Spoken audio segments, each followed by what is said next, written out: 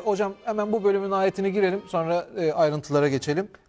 Bu bölümümüzün ayetini izliyoruz.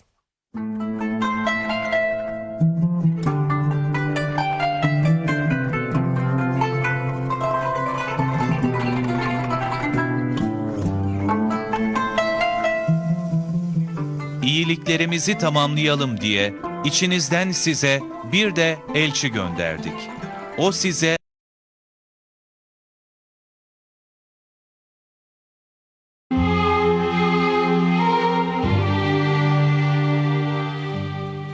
Rahman ve Rahim olan, iyiliği sonsuz, ikramı bol Allah'ın adıyla.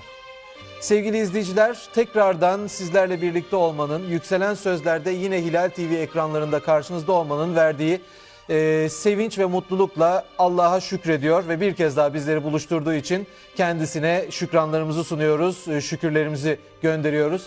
Sevgili izleyiciler, bugün yine çok önemli bir konuda sizlerle birlikte olacağız. Hep böyle bir anonsla giriyorum çünkü önemsiz bir konuyu burada ele almamak üzere program yapmaya çalışıyorum.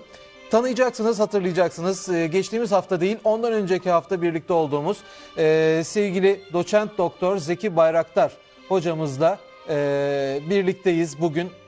Kendisiyle Nebi Resul'ün görev ve yetkileri başlıklı bir bölüm yapmaya çalışacağız. Hocam hoş geldiniz tekrar. Nasılsınız? Nasıl tepkiler aldınız hocam ilk programdan sonra? Size geri dönüşleri nasıl oldu? Çok olumlu tepkiler aldık. Çok Konu anlaşılmış mı hocam? İstifade edildiğini dinledik. İnşallah bu akşamki program da öyle olur. Bugün tamamlayacağız mevzuyu. Yani tamamlamayacağız derken bu konu çok kolay bitecek bir konu değil ama en azından biraz daha soru işaretlerini tamamlamaya çalışacağız. Hocam sizi daha önceki programdan izlememiş ya da tanımamış olan izleyicilerimize önce bir sizi tanıtalım. Sonra konuşmamıza başlayalım, olur mu? Hayır. Sevgili doçent doktor Zeki Bayraktar hocamızı tanıyalım.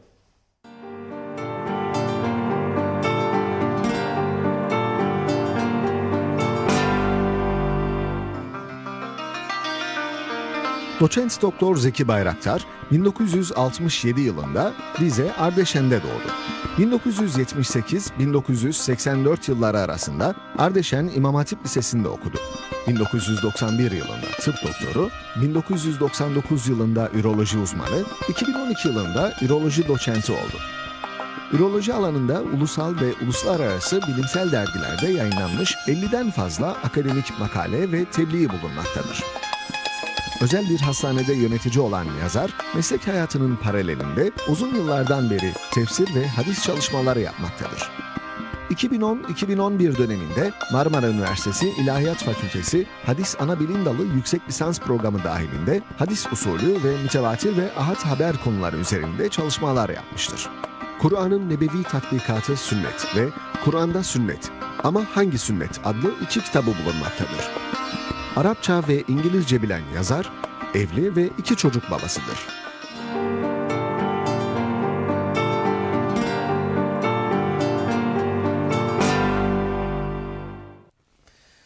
Hocamızın az evvel sizlerin de tanıtımımızda gördüğünüz kitabının yeni baskısı Kur'an ve Sünnet ama Hangi Sünnet'in 2. baskısı da artık elimizde diyebiliriz. Bu baskıda az evvel sizin ekranda gördüğünüz baskıya göre büyük eklemeler var. Değişiklikler demeyelim. Biraz daha kapsamı genişledi galiba konunun, değil mi hocam, kitabın? Evet, hem kapsamı genişledi hem de sunum tarzında bazı değişiklikler. Şekilsel bazı değişiklikler de var. Daha rahat okunabilir vaziyette. Hepinize tavsiye ederim. Gerçekten çok yararlanacağınız, başucunuzdan ayırmamanız gereken bir kitap olacağını söyleyebilirim. Süleymaniye Vakfı'ndan. Ve Süleymaniye Vakfı yayınlarından çıktı. Bu arada Süleymaniye Vakfı yayınları demişken dergimizi de tanıtalım hocam. Sevgili izleyiciler, biliyorsunuz 2 tane dergimiz var zaten. Birisi Kur'ani Hayat, diğeri de Kitap ve Hikmet. Kitap ve Hikmet'in de yeni sayısı yani Ocak-Mart sayısı, biliyorsunuz 3 ayda bir çıkan bir dergimiz. O da şu an kitapvehikmet.com'dan sizlere sunulmuş vaziyette. Oradan isteyebilirsiniz. Abonelikle ya da e-dergi olarak da okuyabilirsiniz. Bugün Nebi Resul'ün görev ve yetkilerini konuşacağız. Yani biz geçen hafta biliyorsunuz, evvelki hafta biliyorsunuz sevgili izleyiciler, hocamızla Nebi ve Resul arasındaki farkı ortaya koymuştuk. Ve Kur'an'da bunun bariz bir şekilde birbirinden ayrı, yani birbiri yerine kullanılmayan ifadeler olduğunu, dolayısıyla farklı şeylerden bahsedildiğini görmüştük. Örneğin en önemlilerinden bir tanesi Nebiye itaat değil, Resul'e itaat söz konusu idi. Bunun da risaletle ilgili olduğunu, çünkü Allah'a ve Resul'e itaat kalıbı şeklinde geldiğini detaylı bir şekilde görmüştük. Sevgili izleyicilerimizin, özellikle bugünkü programımız için duyurmuştuk ama yine de bundan sonra izlememiş olanlar da bundan sonra o programımızı izlerlerse bugünkü programımız için de bir referans, bir giriş olacaktır. Daha rahat bugün işleyeceğimiz konuların yerli yerine oturmasını sağlayacaktır. Bugün de o halde Nebi ve Resul'ün görev ve yetkileri, Nebi Resul'ün görev ve yetkileri nedir? Nebi Resul derken önce neyi kastediyoruz hocam? Onu bir isterseniz kısaca bir cümleyle söyleyelim. Ardından konumuza geçelim. Peki, şimdi çok kısaca özetleyeceksek, Allah'ın gönderdiği bütün peygamberlerin, yani nebilerin Nebi Resul olduğunu, bütün nebilere kitap verildiğini, bütün nebiler aldıkları kitabı tebliğ ederken Resul olarak tebliğ ettiklerini söylemiştik. İlgili ayetlere dayanarak. Bunu Resulullah Muhammed Aleyhisselam üzerinden tekrar özetlersek, Muhammed Aleyhisselam 40 yaşından vefat ettiği son ana kadar Nebi Muhammed idi. Nebilik onun hiç değişmeyen ve üstünden düşmeyen ünvanı idi. Gece de Nebi, gündüz de Nebi, yolda yürürken de Nebi, her halükarda Nebi. Nebilik bir ünvan demiştik. Bu da Allah tarafından verilmiş, seçilmiş bir şekilde nübüvvet, olabiliyor. Nübüvvet makamına getirilmiş, Nebi olan, kendisine kitap vahyedilen, Nebi olan, bizim peygamber diye söylediğimiz karşılığı bir aslında, kelime, o Farsça bir kelime, evet. Peygamber.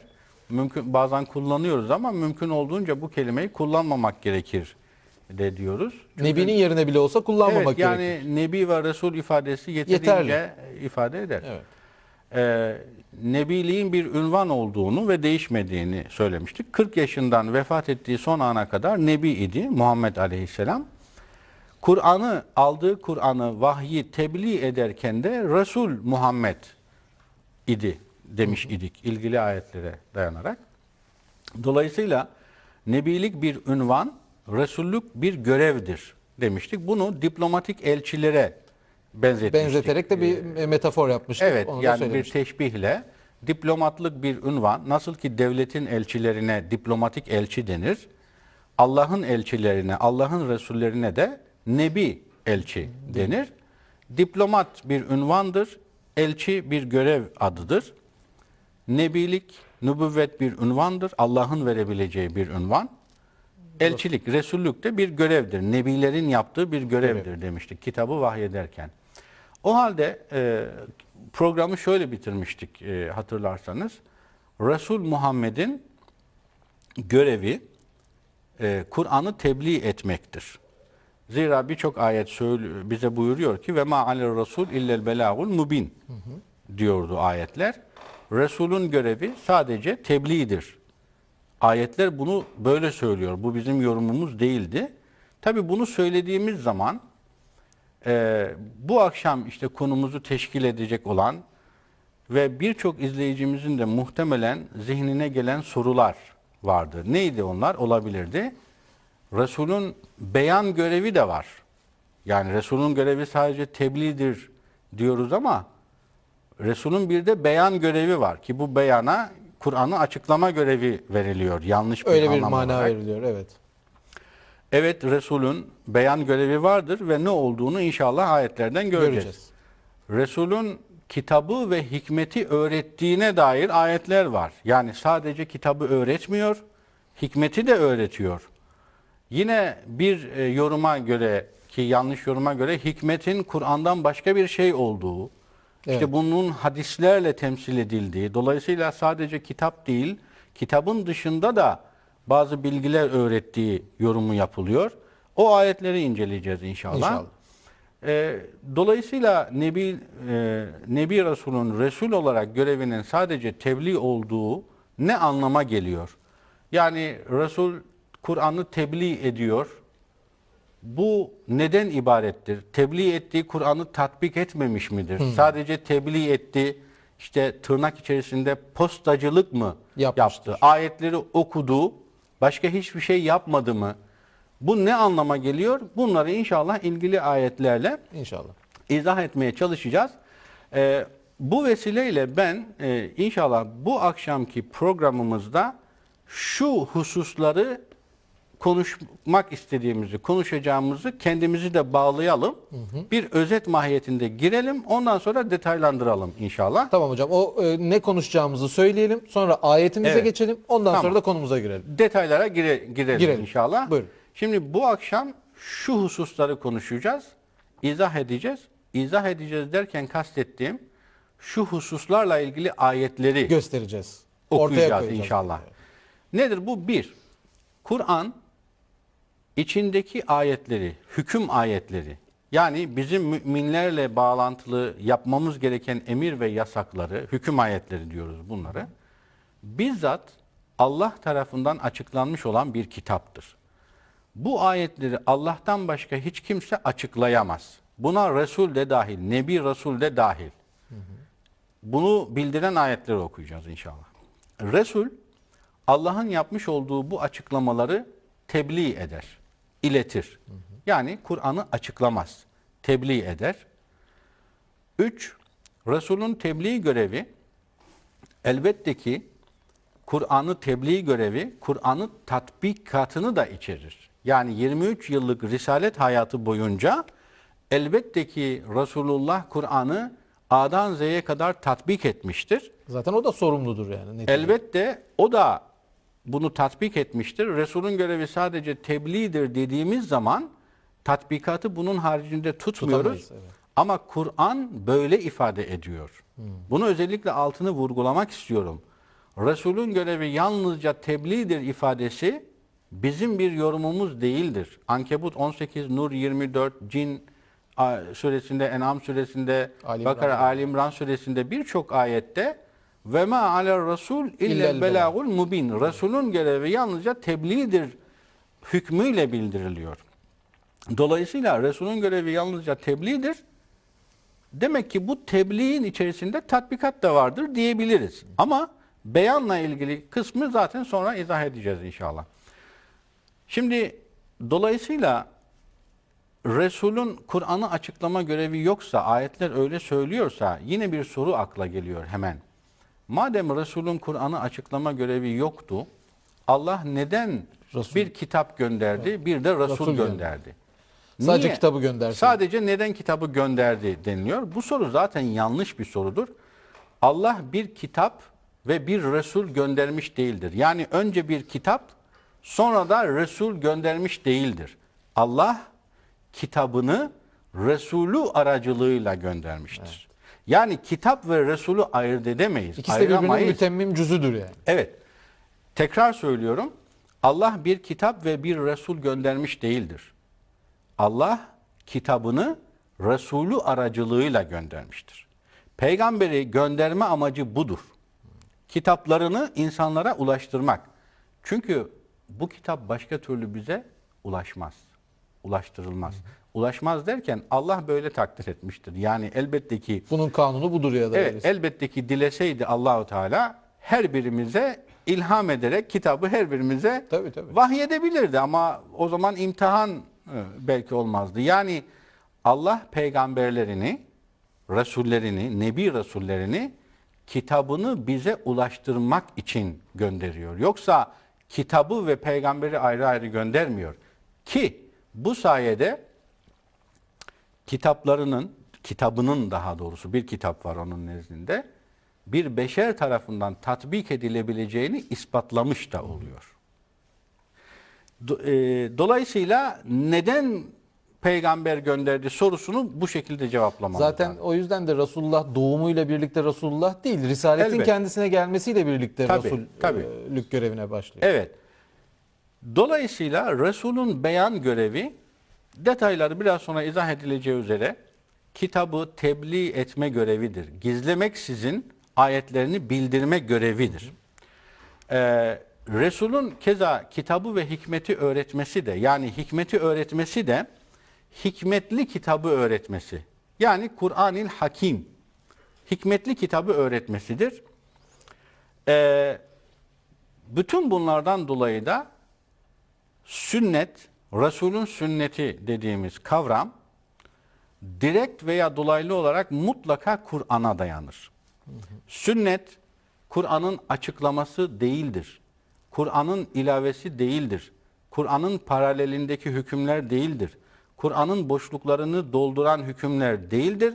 Kur'an'ın neshi hiç değildir. Asla olamazlar. Kur'an'ın tatbikatıdır. Uygulaması. Sünnet, Kur'an'ın A'dan Z'ye tatbikatıdır.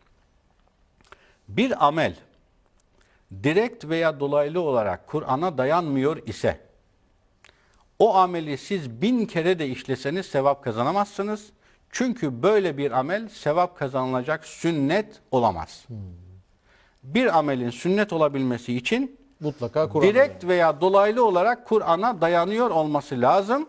Son cümle bu özet bölümünde, biz Kur'an'ın emirlerine farz, tavsiyelerine sünnet diyebiliriz. Yani fıkıh dilindeki farz ve sünnet kavramına alışık olan kardeşlerimiz için bu şey yapıyorum.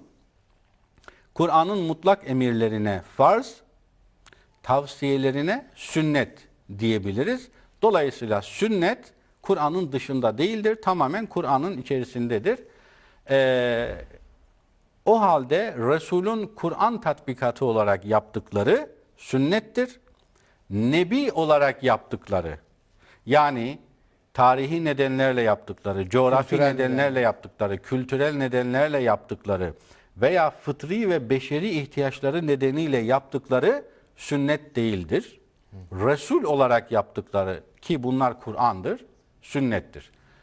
İnşallah bu şekilde özetlemiş olalım. Şimdi bunlarla ilgili ayetleri inşallah gideriz. O zaman bugünkü ilk ayetimizle başlayalım hocam yavaş yavaş. Aynen. Sevgili izleyiciler, ilk günün ayetini izliyoruz. Devam edeceğiz.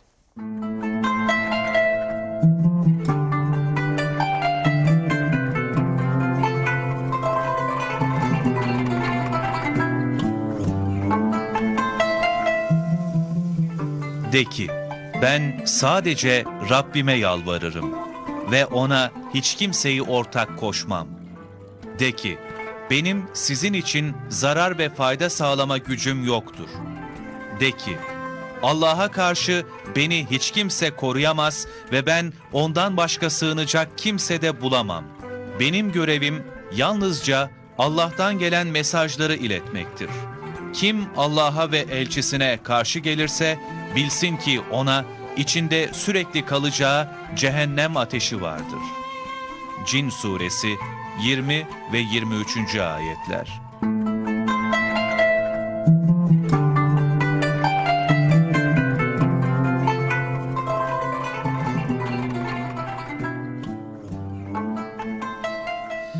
Evet, bugünkü ilk ayet grubumuz hocam Cin suresinin 20-23. ayetleriydi. İsterseniz yavaş yavaş Nebi Resul'ün görevlerine başlayalım. Beyan görevi dedik. Tebliği zaten biliyoruz geçen haftadan. Beyan nedir? Nasıl bir görevdir? Buyurun. Peki. Şimdi bu okuduğunuz ayette de buyurulduğu üzere Resul'ün görevi sadece Allah'ın mesajlarını iletmektir. Tebliğdir. Belagen diyor zaten. Belagen. Evet. Az önce biz de okuduk. Tekrar okuyalım. Nur suresinde var, Ankebut suresinde var ve başka Ali İmran'da ve şeylerde de var. Maide'de var. Kalıp olarak ve ma alel rasul illel belagul mubin. Resul'ün görevi apaçık tebliğ yapmaktır. Hatta beyan görevinin bildirildiği, özellikle biraz sonra değineceğimiz Nahl suresinin 44. ayetini, Nahl suresinin 35. ayetinde fehel alel rusul illel belagul mubin buyurur. Yani Resullerimize düşen görev apaçık tebliğden başka bir şey midir? Evet. Yani burada da soru kipiyle Ya bizim Resullerimizin görevi tebliğden başka bir şey midir? 16. surenin 35. Evet, ayetini Nahl söylediğiniz. suresinde bu buyrulur. O 35 değil mi hocam? Peki evet. Şimdi Resul'ün görevi sadece tebliğdir diyoruz. Şimdi o halde Resul her ne yapacak ise, Allah Resul'e her ne görev yüklediyse, buna beyan görevi, hikmet görevi, hüküm verme görevi, ihtilafları çözme görevi, başka şeyler de ekleyebiliriz. Bunların hepsi tebliğ ismi adı altında adlandırılmak zorundadır. Bunların toplamına biz tebliğ demek zorundayız. Tebliğ bir üst kavram o zaman. Yani bütün Evet. bunları içeren. Çünkü Resul'ün görevi sadece tebliğdir diyor ayet. O zaman ama biz beyan görevi de var dediğimiz zaman bunu tebliğ görevinden ayırt edemeyiz. Demek Yani ki tebliği beyanla yapması bir işte ne anlamda. olacağını göreceğiz. Önce bir sistematik gitmemiz lazım. Tamam. Demek ki Resul her ne yapacak ise görev olarak, Resul görevi olarak bu çok önemli bir ayrımdır. Niye bu önemlidir? Çünkü Resul tıpkı bizim gibi mümin olarak da onun görevi var. O Resul olarak tebliğ ettiği ayetleri bir mümin olarak, nebi olarak bizim gibi tatbik etmek zorunda değil mi? Tabii ki elbette. Elbette ki tatbik edecek. Ama Resul olarak onun görevi ona aittir. Onun görevini biz yapamayız. Evet. Çünkü Allah'tan vahiy alıyor. Evet. Aldığı vahiy insanlara getiriyor. Bunu biz yapamayız. Bu Resul'e özgü bir görevdir. Resul'ün görevi yalnızca budur derken kastedilen budur. Allah'tan aldığı vahyi size getirir. Bunu yalnızca o yapabilir. Bu ona özgü bir görevdir. O bunu yapmak zorunda.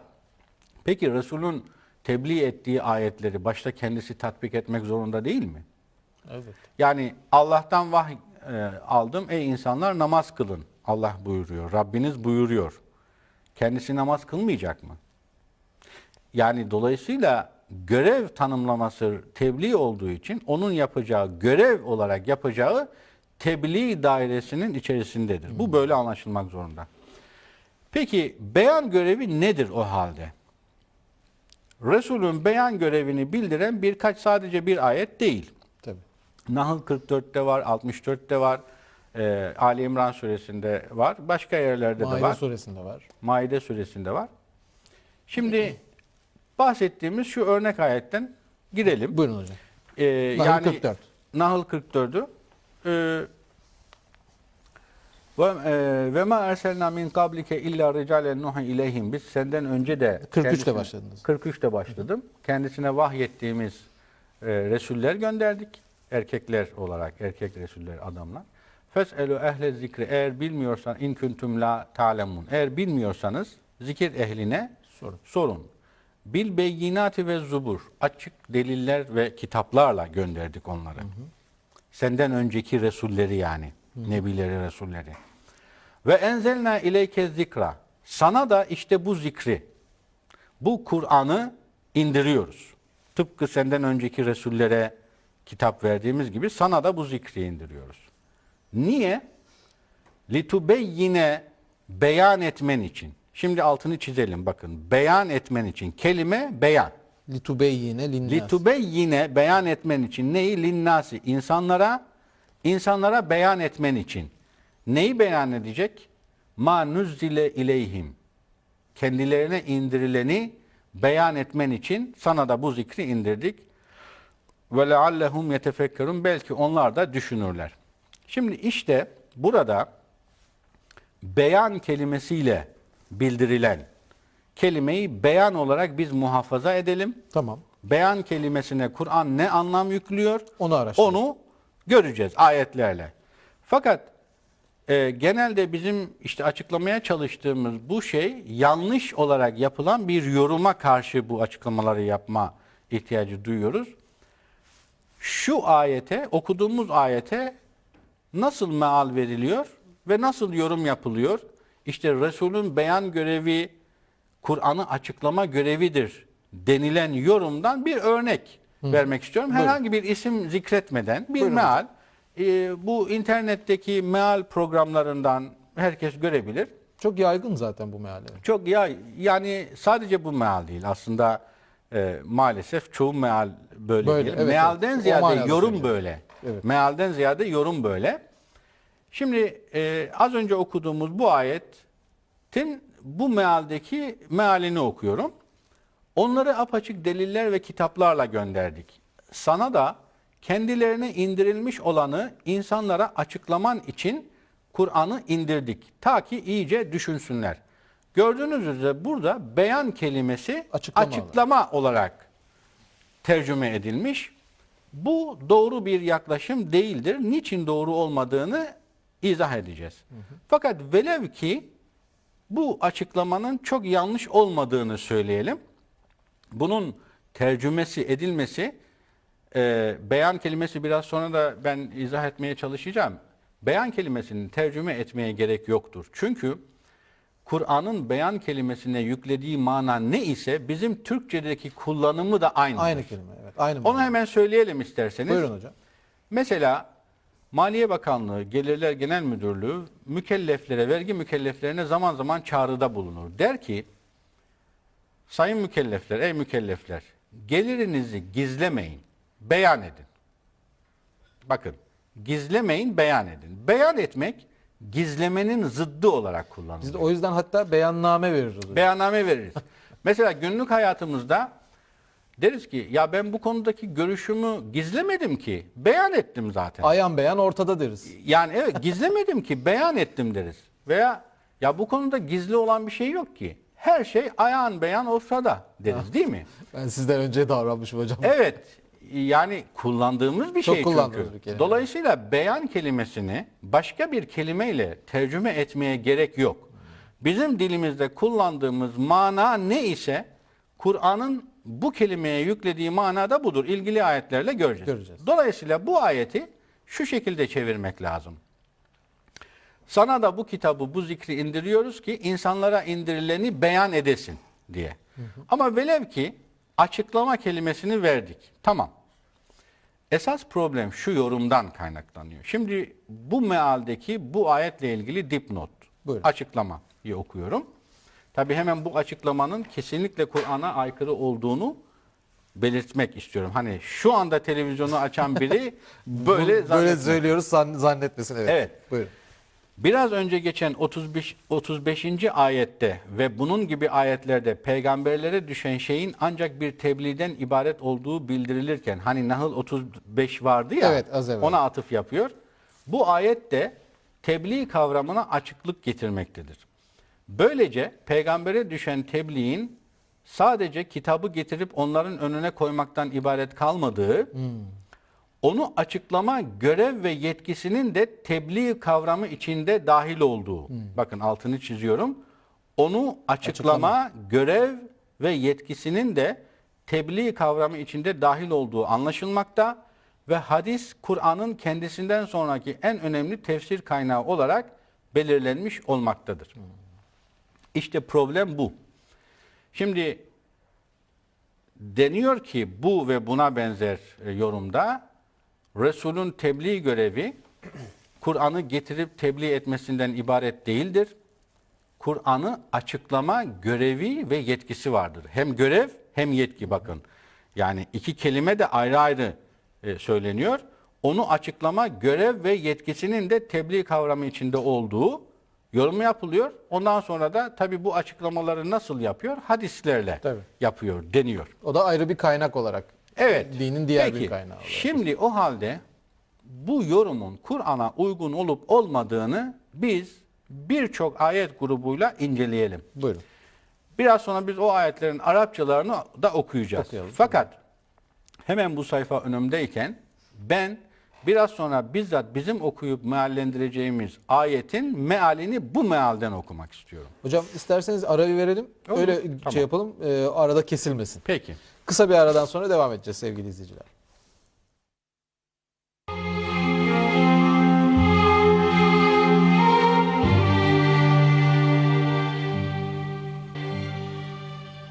Sevgili izleyiciler, ikinci bölümümüzdeyiz. Nebi Resul'ün görev ve yetkilerini Kur'an'dan öğrenmeye çalışıyoruz. Beyan ile başladık. Nahil suresinin 44. ayetiyle başlamıştık.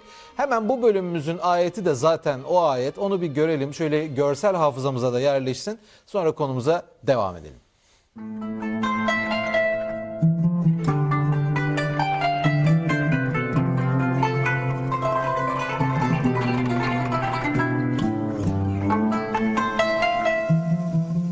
Sana bu zikri kendilerine indirileni insanlara beyan edesin diye indirdik. Umulur ki onlar da düşünürler. Nahl suresi 44. ayet.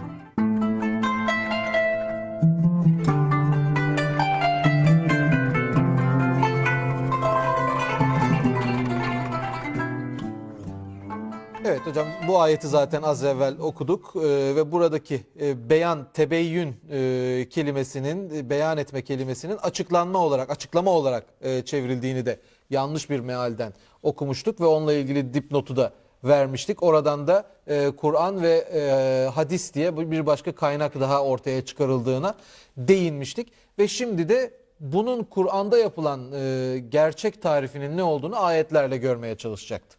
Evet. Buyurun. Şimdi bu ayeti yanlış bir yorumla Resul'ün Kur'an'ı açıklama görevi Olarak. yetkisi olarak yorumlandığını, Görev ve yetkisi.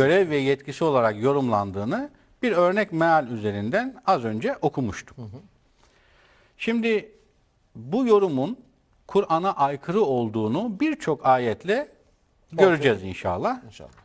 Fakat o ayetlere geçmeden önce az önce okuduğum mealin yine aynı mealde bizim biraz sonra okuyacağımız, detayını inceleyeceğimiz Hud suresinin ilk ayetlerini o mealden okumak istiyorum. Tamam hocam. 11. surenin 1 Evet, ve 2. çünkü ayet. biraz sonra biz o meallendirirken acaba hani yanlış mı meal veriliyor, biz mi yanlış veriyoruz diye soru düşünülebilir. Buyurun. Şimdi o mealden okuyorum. Buyurun. Elif, Lam, Ra. Bu öyle bir kitaptır ki hikmeti her şeyi kuşatan ve her şeyden haberdar olan Allah tarafından ayetleri kesin delillerle sapasağlam düzenlenmiş ve iyice açıklanmıştır. Şimdi açıklanmış olan bir şeyi nasıl açıklıyoruz? Şimdi bakın tekrar okuyorum. Hikmeti her şeyi kuşatan ve her şeyden haberdar olan Allah tarafından ayetleri delillerle sapasağlam düzenlenmiş ve iyice açıklanmıştır. Şimdi ayet devam ediyor. Neden? Hani bu şey, ta ki Allah'tan başkasına kulluk etmeyesiniz. Ben de onun tarafından size bir uyarıcı ve müjdeleyiciyim. Gayet güzel bir meal hocam. Evet, gördüğünüz gibi burada problem yok. Yani cümleleri farklı kullanabiliriz. Bilirsiniz tabii. Ama Kur'an'ın Allah tarafından açıklanmış olduğu, bunu başkasına kul olmayalım diye bu böyle olduğu, hüküm ayetlerinin açıklanmış olduğu, ben de onun tarafından gönderilmiş bir uyarıcı ve müjdeleyiciyim ifadesiyle, yani peygamberin bir açıklama görevinin olamayacağını bu mealde gördüğümüz üzere söylenmiş. Zaten Nebi'nin açıklama görevi olsa o zaman Allah'tan başkasına, yani Nebi'ye haşa Tabii, kulluk etmiş hayır, biz oluruz. şimdi ona- Da bu ifade de bu mealden de çıkıyor yani. Evet, biz zaten bunu yapacağız da söylemek istediğim şey, az önce bu yorumun yapıldığı mealde bu Tamam, meal. ben de ona vurgu yapmaya çalıştım Şimdi- hocam. Buyurun. Ben zaten göstermek istediğim husus buydu. Bu bizim büyük bir acımız. Yani çok üzülecek bir durum bu. Yani bu ayeti ve bu ayeti yan yana getirdiğimiz zaman nasıl oluyor bu? Hadi diyelim ki Hud suresinin de bu ayetlerine yanlış bir meal verilse, burada da yanlış deriz. Ama sizin verdiğiniz meallerde bir çelişki ortaya çıkıyor.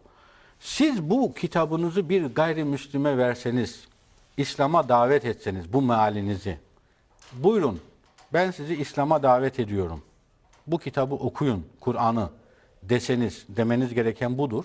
Tabii. O insan bu meali alsa size şunu demez mi? Yani ben bu kitabı okudum ama ben bu kitapta çelişkiler gördüm. Ne münasebet diyeceksiniz. O da diyecek ki, bakın Bu ayette Kur'an, ayetler Allah tarafından açıklanmıştır diye yazıyor. Ama burada Resul peygamber açıklıyor diyorsunuz. Üstelik dipnotunda da böyle bir görev ve yetkisi olduğunu söylüyorsunuz. Siz de bunu böyle yapıyorsunuz. Yani burada çelişki var. Demez mi? Der. Der. Tabii ki. Herkes der yani, sadece gayrimüslim değil.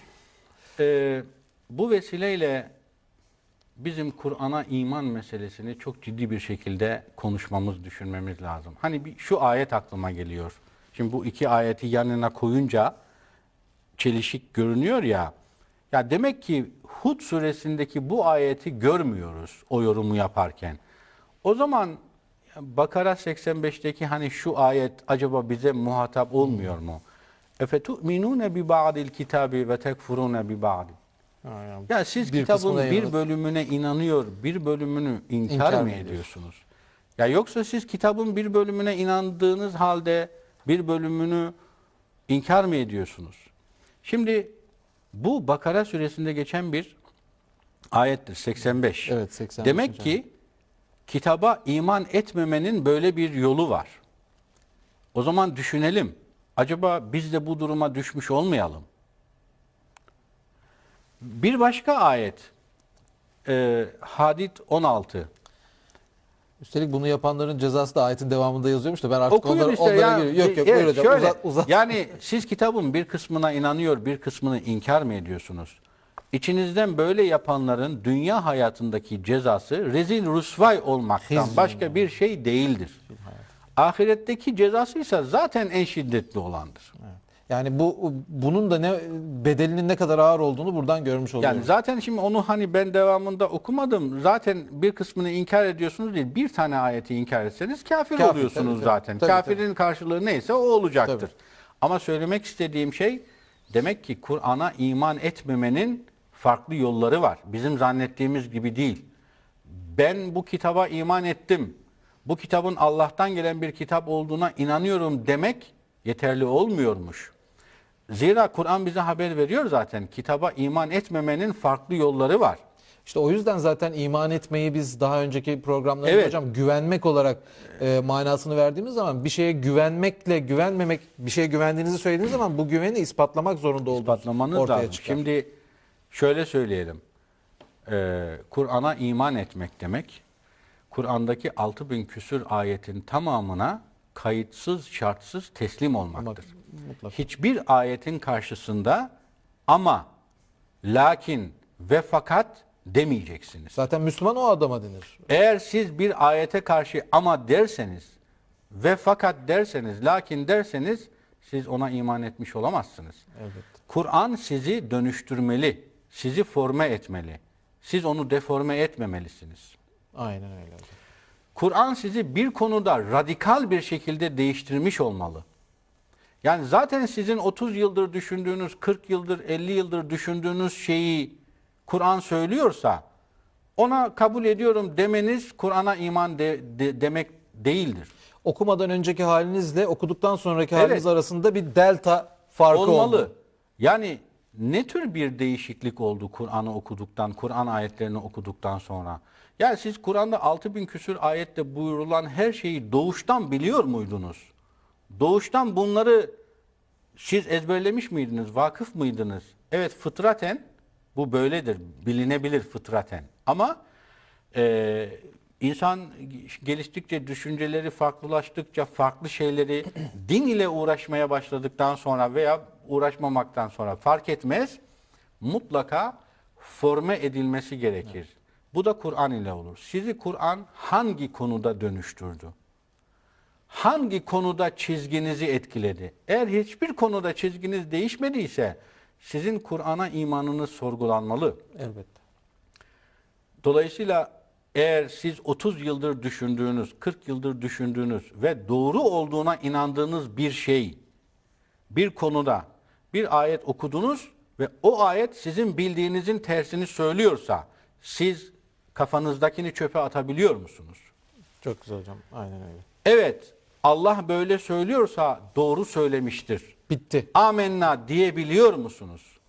Yani lafzen sadakallahul azim değil. Gerçekten bunu söyleyebiliyor musunuz? Zaten O zaman semi'na deyip durmuyorlar hocam. Semi'na ve ata'na. Semiyana ve atana diyor musunuz? İşittik ve itaat ettik.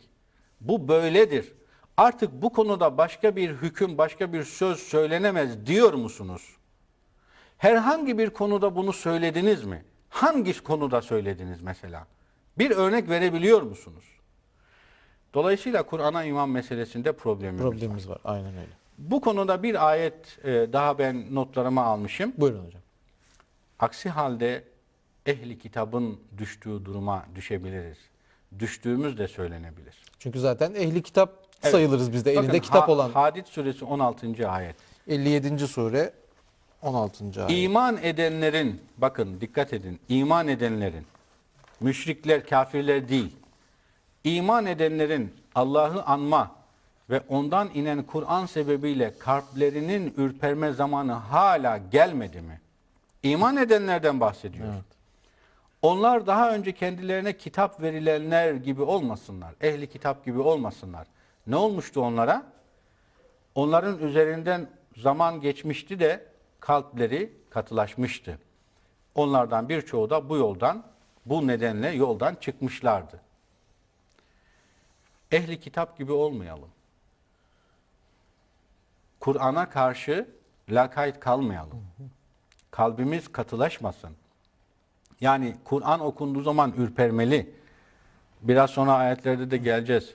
Müminlerin vasıfları oluyor. Enfal suresinin Enfal suresinde 2-3. yani Kur'an okunduğu zaman ciltlerimizin ürpermesi lazım. Evet. Ve ancak yine Kur'an olarak yatışması lazım. Zümer suresinde. Evet. Allah'ın ayetleri okunduğu zaman ürperiyor muyuz? Evet hocam. Eğer ürpermiyorsak bir problemimiz var demektir.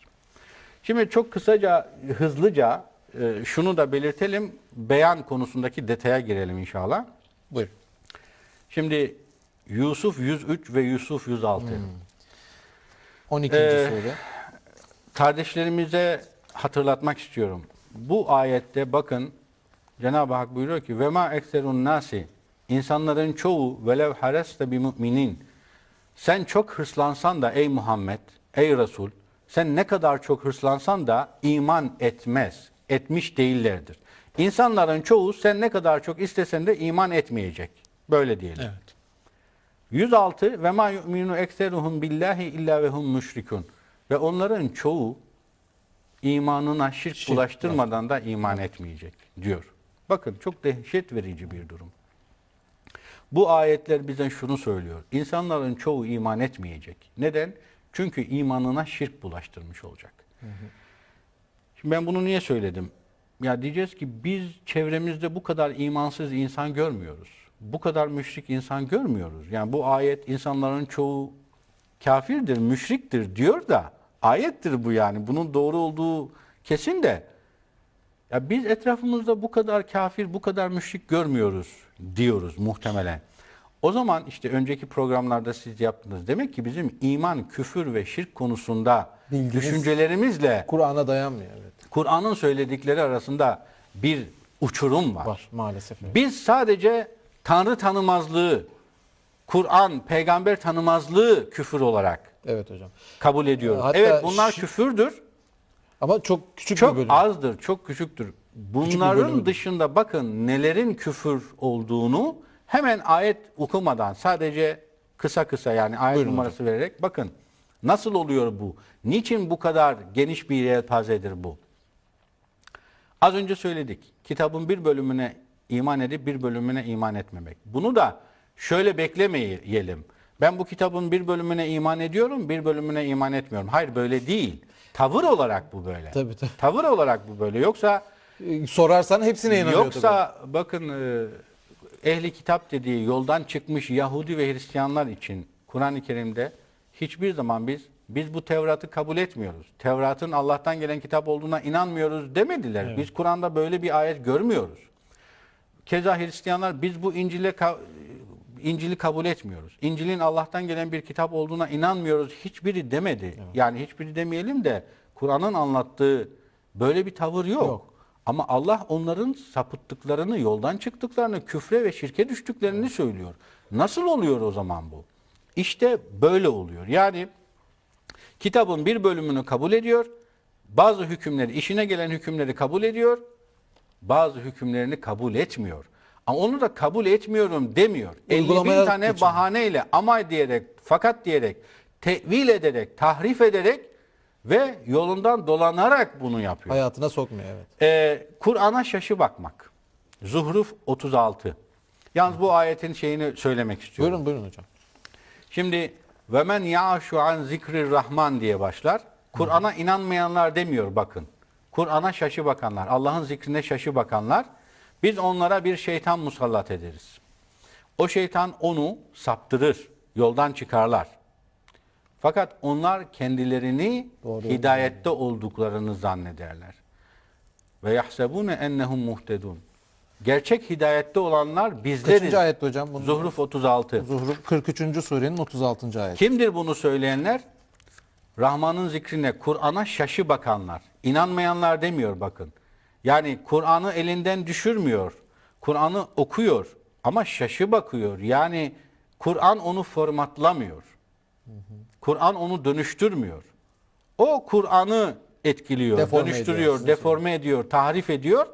Farkında veya değil, aslında farkında olarak yapıyor. Kendine uyduruyor, kafasındakini İşte bu, uyduruyor. Yani. bu tavrı gösterenlere bir şeytan musallat ederiz. O tamamen yoldan çıkar ama o kendisini hala hidayette Doğru zanneder. yolda zanneder. Evet. Yani bu mesajları iyi düşünmemiz lazım. Şimdi başka inkar çeşitleri var. Neler? Mümin 4, Hac 51. Ayetler hakkında tartışmak. Ayetlerin etkisini azaltmak, kılmak. Yani ayet okuyorsunuz ama fakat tamam bu o ayet öyle diyor ama bu da şöyle değil mi? Bu şöyle değil mi? Bu böyle değil mi? Bu da inkarın bir çeşidi. Kitabın, ayetlerin bir bölümünü gizlemek. Bakara 174. Kur'an'dan başka sözlere itibar etmek. Câsiye 6.9, Lokman 6.7. Kur'an'a dayanmayan hükümler vermek. Maide 44. Şimdi hemen az önce bir sorudan bahsettiniz. Resul'ün teşri yetkisi Evet, var mı? izleyicimiz sormuş. Birçok ayet ama özellikle Maide 44, 41, 42, 43'ten itibaren Allah'a teslim olan peygamberler Allah'ın kitabıyla hükmederler. Din adamları ve zahitler de böyle yaparlar. Her kim ki böyle yapmazsa, yani her kim ki Allah'ın kitabıyla hükmetmezse işte kafirler onlardır diyor. Şimdi Resul'ün Kur'an dışında bir şeyle hükmetmesini iddia etmek, isnat etmek Allah'a ve Resul'e iftiradır. Evet. Bu konuda başka bir şey söylemeye gerek yok. Çünkü kim Allah'ın kitabıyla hükmetmezse kafirdir diyor. Evet. Yani bunun ne kadar dehşet verici bir şey olduğunu, Resul'e böyle bir şey isnat edilebilir mi? Yani mümkün değil yani gerçekten de. Bu 44. 5. surenin 44. ayetinin son satırı ve men lem yahkum bima enzelallah. Ama ondan 2 ayet önce Allah'a teslim olan peygamberler, nebiler evet. Allah'ın kitabıyla hükmederler diyor. Ondan sonra zahitler, din adamları da onlarla hükmet derler. Kim böyle yapmazsa Allah'ın kitabı adamı ruhban fetva veriyor. Verdiği fetva Kur'an'a dayanmıyor. Kur'an'a aykırı fetva veriyor. İşte bu ayetin hükmüne girer o. Hocam şu beyana geçelim mi? Çünkü Geçelim. bu bölümü de bitiriyoruz Evet, neredeyse şöyle, ve hala o geçmiyor. da, zaten bitiyor. Buyurun. Yine Kur'an'ı parçalara ayırmak. En'am 159, Hicr 91-93. Kur'an ayetleri okununca kalpleri ürpermemek. Kur'an'ı hatırlamamak, unutmak, ikinci plana atmak. Secde 22, Taha 124-126. Kur'an ayetleri üzerinde düşünmemek. İşte bunlar da inkar çeşitleridir bir bakıma. Şimdi beyana geldik diyelim. Buyurun. Önce şöyle söyleyelim. Kur'an bütün insanlar için bir beyanattır. Müminler için tafsilattır. Hâzâ beyanun linnas. Ali İmran 138. Ali İmran Bak, 3. sure zaten- 138. ayet. Ali İmran 138 hâzâ beyanun linnas. Bu Kur'an bütün insanlar için bir beyandır diyor ya. Zaten işlediğimiz şu anda Nahl 44'te insanlara ne indirildiğini beyan edesin Beyan et. diye değil mi? İnsan. Kur'an bütün insanlar için bir beyandır. Bir beyanattır. Ama müminler için aynı zamanda ilaveten tafsilattır. Yani bütün insanlara bir bildiridir. Bütün insanlara bir beyandır. Ama ona Ama- güvenenler, iman edenler. Evet, müminler için tafsilattır. Neden? Çünkü şimdi işte beyan kelimesiyle bağlantılı konuya şimdi girebiliyoruz. Beyan kelimesine açıklama manası verilemeyeceğini şu ayetler de bize gösteriyor. Şimdi Kur'an'da açıklama manasında söylenen hem de detaylı açıklama manasında söylenen 3 tane kelime var. Bir tafsil, tafsilat. Tafsilat. Bizim Türkçe'de de kullanıyoruz. Tabii. Tafsilatlı bir şekilde açıkladık. Eskiden diyor ya. tafsilat gazetelerde derdi Evet, reklamlarda. tafsilat, tafsil, fassale, fassalna. Evet. Biz bunu açıkladık. İnceden inceye detaylı bir şekilde açıkladık. Bu kelime. 2, nusarrifu, Tasrif. tasrif, sarraf gibi ince detayda yine Detaylı. açıklama. Ve üçüncüsü de çok bilinen hani tefsir, açıklama. Bu 3 kelime de üçü de açıklama olarak tercüme edilebilecek kelimelerdir ve bunları Allah kendisi için, bunları biz yaptık. Fail Allah yani. Fail Allah'tır. Şimdi az önce okumuştuk ya, o önemine binaen bu ayeti biz de okumamız lazım. Buyurun hocam. Ve bu ayeti lütfen hiçbir zaman aklımızdan çıkarmayalım.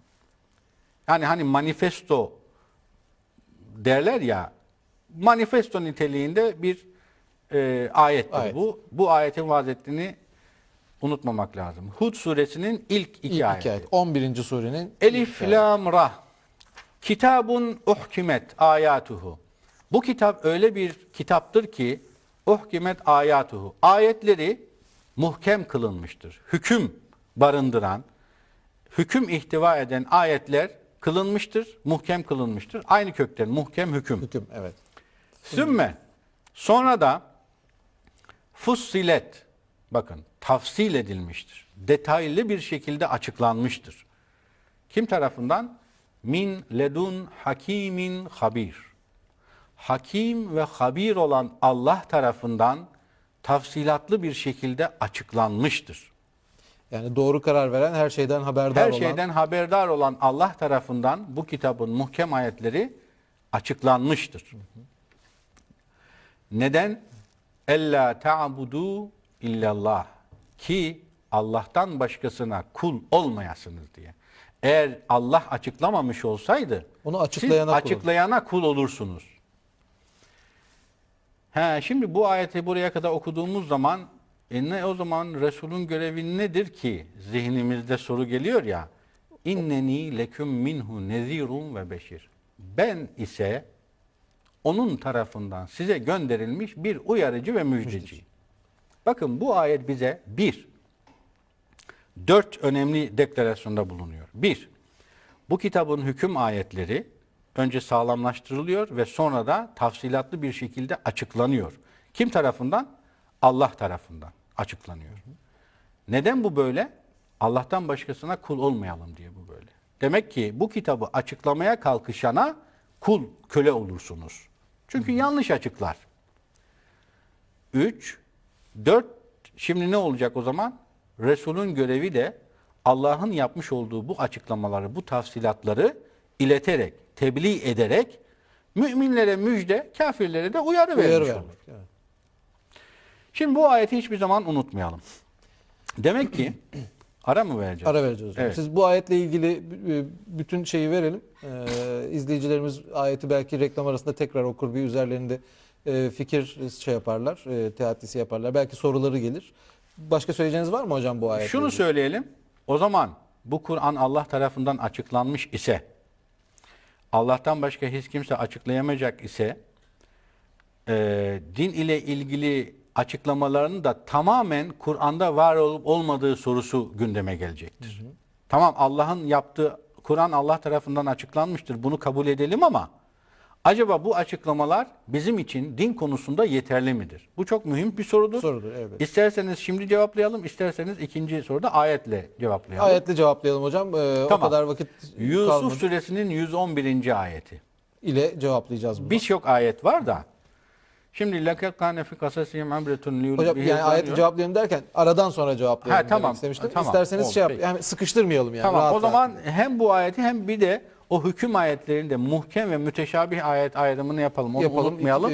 Bir O sonraki yanlış bölümümüzde, 3. olmuş bölümümüzde. olabilir. Biraz sonra tekrar birlikteyiz sevgili izleyiciler.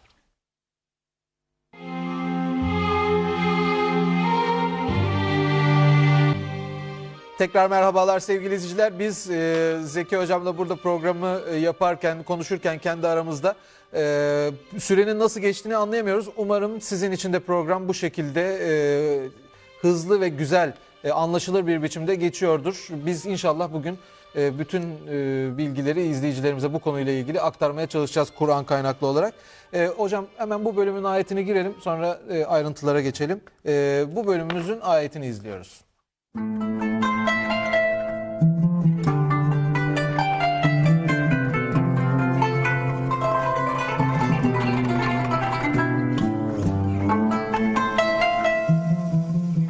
İyiliklerimizi tamamlayalım diye içinizden size bir de elçi gönderdik.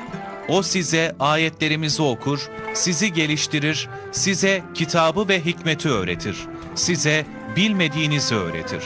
Bakara suresi 151. ayet.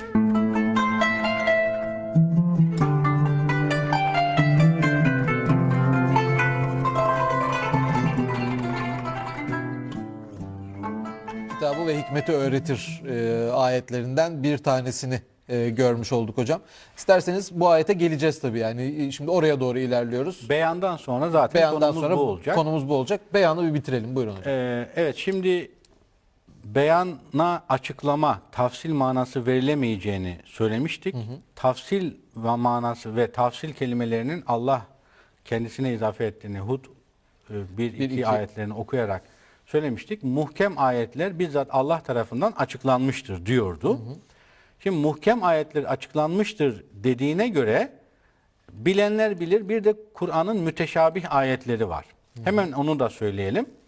Ali İmran 7'de 3. sure 7. çok ayet. kısaca bu Kur'an'ın esası muhkem ayetlerdir. Yani hüküm ayetleridir ve bunlar apaçıktır. Herkes tarafından, akıl sağlığı yerinde olan bütün insanlar tarafından anlaşılabilir bir ayetlerdir bunlar. Geriye kalan bir bölümse müteşabih ayetlerdir. Onların tevilini, anlamını ancak Allah ve ilimde derinleşenler bilir der o ayet kısaca. Onun detayına girmeyeceğiz. Girmeyi düşünüyordum ama yetiştiremeyeceğiz diğer şeyleri.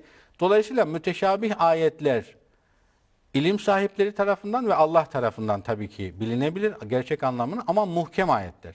Bu ayrım önemli. Mümin olarak bizim ne yapacağımızı, emirler ve yasaklar muhkem ayetlerdir.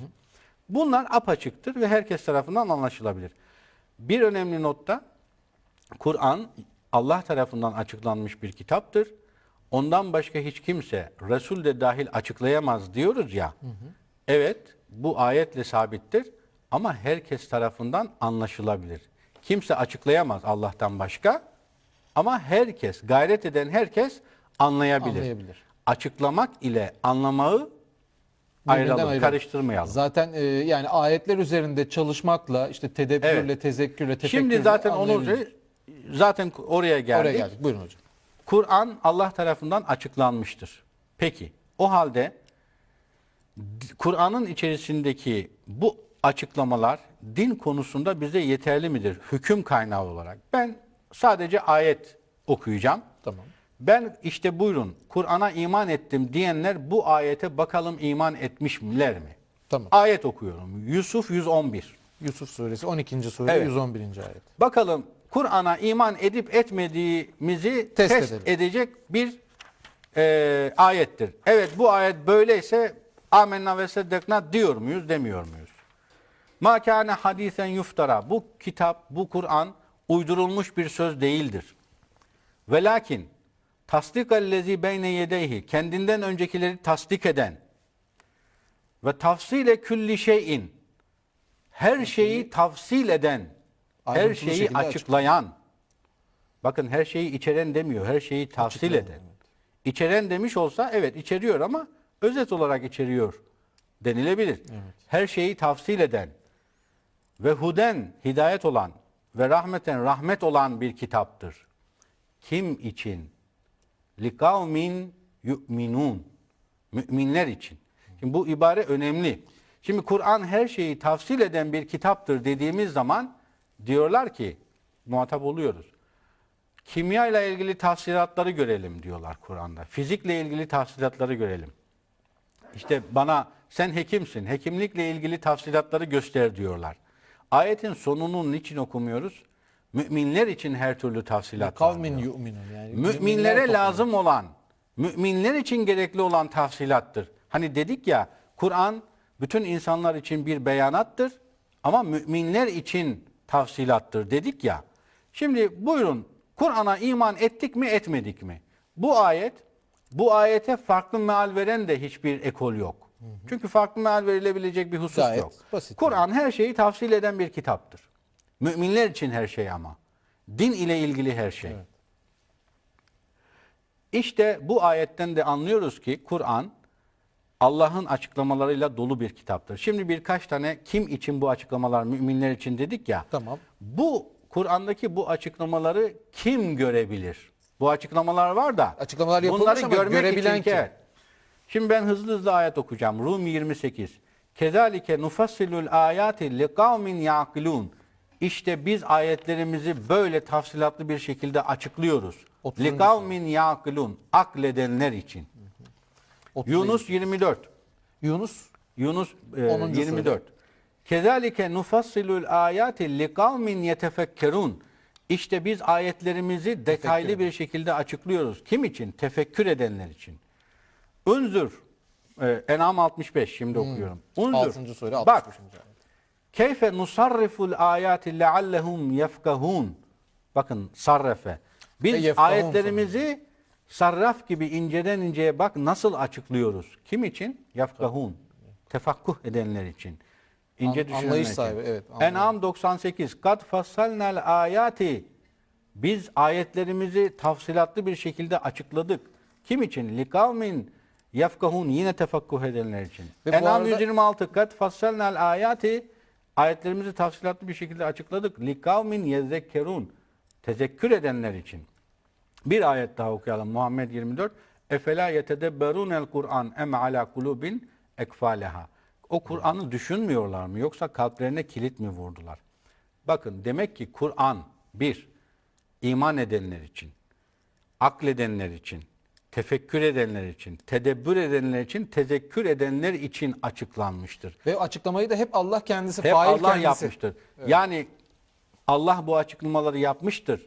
Ama siz bunları yapmazsanız bu açıklamaları görmezsiniz. Yani o tedebbürü, tefekkürü, Bunu tefakkürü, evet tezekkürü kısaca yapacaksınız. tedebbür, tezekkür, taakkul, tefakkuh diyoruz ya. Kısaca aklınızı ve fikrinizi kullanıyorsanız bunları görürsünüz. Üzerinde Evet. çalışacaksınız. Yani Allah'ın size vermiş olduğu akıl ve fikri harekete geçiriyorsanız, aklınızı ve fikrinizi, bütün akli ve fikri melekelerinizi Kur'an'ı anlamak konusunda harekete geçiriyorsanız bu açıklamalar apaçıktır. Görmemeniz mümkün değil.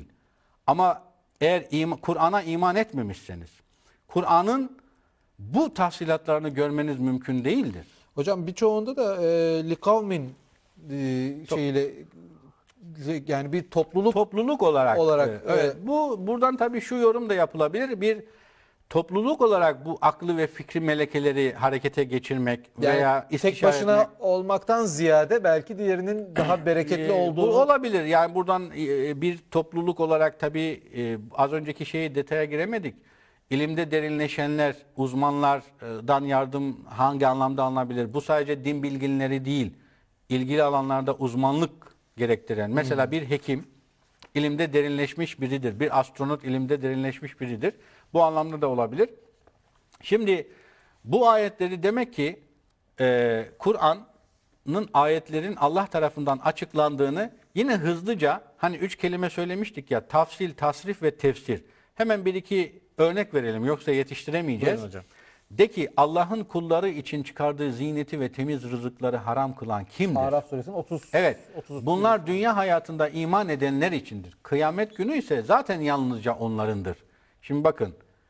İşte biz ayetlerimizi böyle detaylı açıklıyoruz. Bilenler için. Allah, yani bunu şunun için söylüyorum. Kur'an'da böyle pasajlarda açıklamalar gelir. Sonra der ki bak gördün mü biz ayetlerimizi böyle nasıl detaylı açıklıyoruz. Araf 32 idi. İsra 12.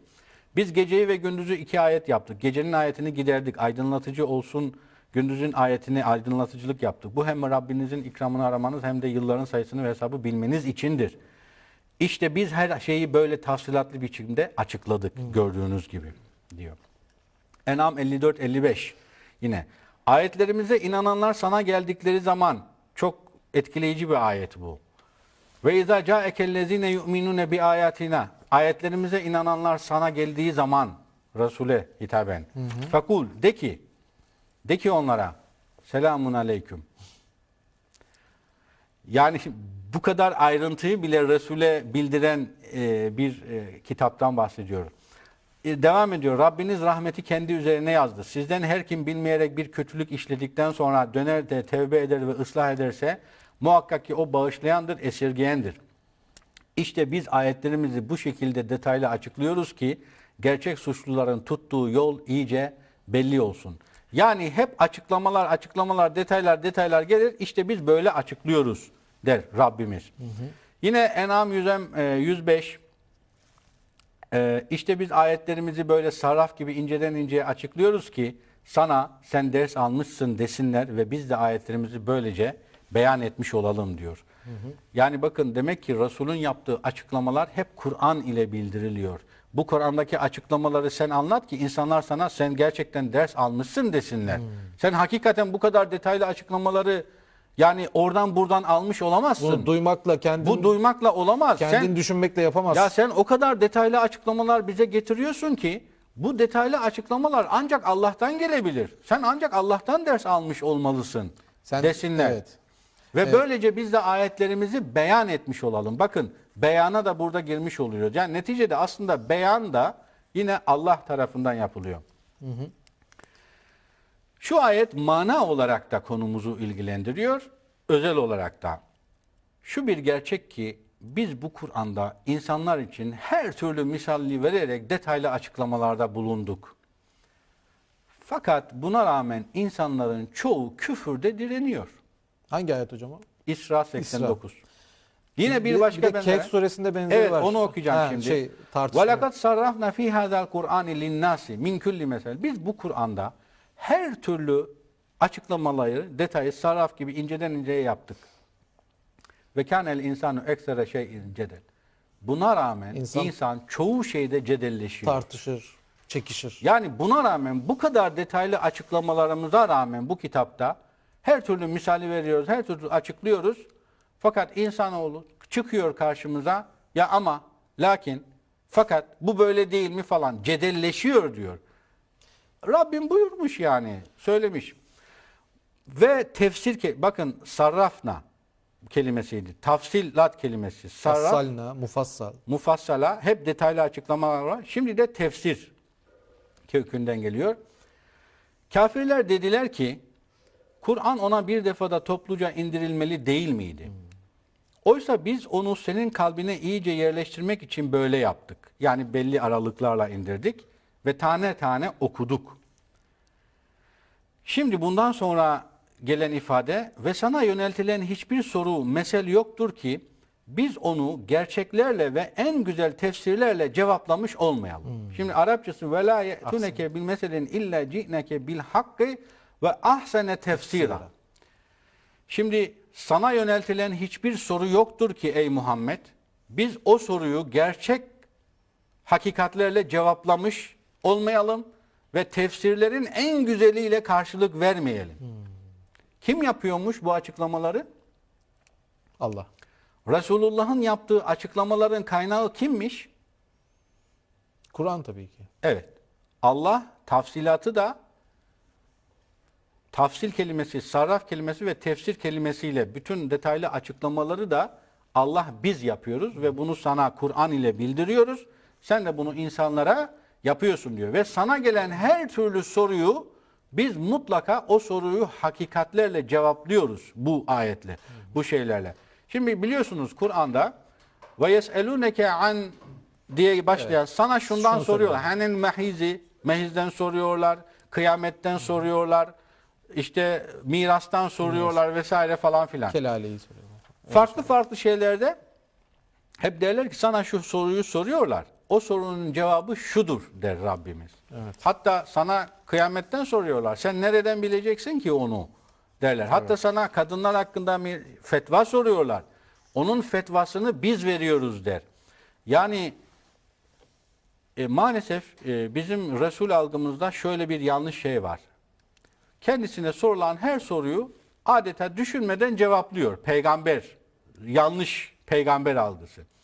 Kendisine bir soru soruluyor, hemen anında cevap veriyor. Bugünkü hocalar, tırnak içerisinde böyle ya, her soruya anında cevap. Bu cevabın Kur'an'a dayanıyor mu, dayanmıyor mu?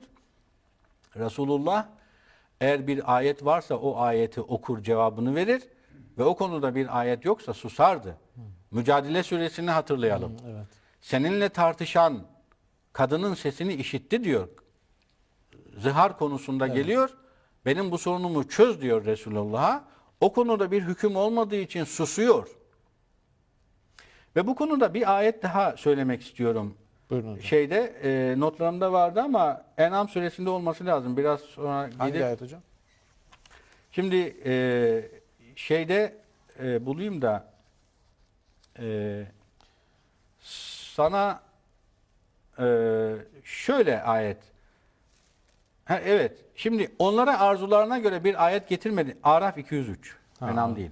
Onlara arzularına göre bir ayet getirmediğin zaman levleştebeyha yani derler ki ya derleyip toplasaydın ya derler. De ki ben sadece Rabbimden bana vahyolunana tabi olurum. İşte bu Kur'an Rabbinizden gelen basiretlerdir, hidayettir ve rahmettir. Kim için? İman edenler. Şimdi bakın geliyorlar, demek ki Resulullah'tan bir ayet istiyorlar veya fetva istiyorlar. Ayet getirmediğin zaman diyor ama. Demek ki bu her kimse bunlar ayetin ancak Resul tarafından getirilebileceğini biliyorlar. Sen o ayeti getirmediğin zamanlar derler ki derleyip toplasaydın ya diyorlar. Uydursaydın demiyorlar bakın. Derleyip toplasaydın. Evet. Yani sana zaten şu ana kadar bir sürü ayet geldi. Onlardan birini Yani onlardan bir derleme yap. Bizim bu sorduğumuz soruyla da alakalı o ayetlerden bir çıkarımda bulunsana diyorlar yani. Bu anlama geliyor. Resulün böyle bir şey yapması mümkün değil. Ben sadece Rabbimden bana ne vahyedilirse ona uyarım diyor. ona uyarım diyor. Rabbim ne bildirirse onu iletirim. Eğer bildirmemişse susarım. Bildirmişse de iletirim. İşte Resulün görevi yalnızca tebliğdir bu demek. Zaten aksini yapabilir miydi? Aksini yapsa Maide 44 ne der? Ne diyor? Kim Allah'ın kitabıyla hükmetmezse kafirdir diyor. Ey müminler, ey iman iddiasında bulunan kardeşlerimiz, siz nasıl bir peygamber tasavvurundasınız ki Resul'e kitap dışında hüküm koyar isnadında bulunuyorsunuz? Ki eğer bu isnat doğru olsa Resul Maide 44'ün hükmüne girer. Yani böyle bir şeyi telaffuz etmek istemedim ben. İsnat ben oraya, isnat oraya gidiyor ve böyle bir şey yapsan senin şah damarını koparırız diyor Hakka 46 Çünkü arasında. böyle bir şey yapsan demek Resul'ün bir şey söylemesi Allah adına konuşuyor anlamı gelir. Dolayısıyla bütün bunlar bize neyi gösteriyor? Kur'an bizzat Allah tarafından açıklanmıştır. Resul'ün Kur'an'ı açıklama görevi yoktur. Beyan, şimdi ancak beyan konusuna gelebiliyoruz. Yani hemen hızlı. Tamam hocam.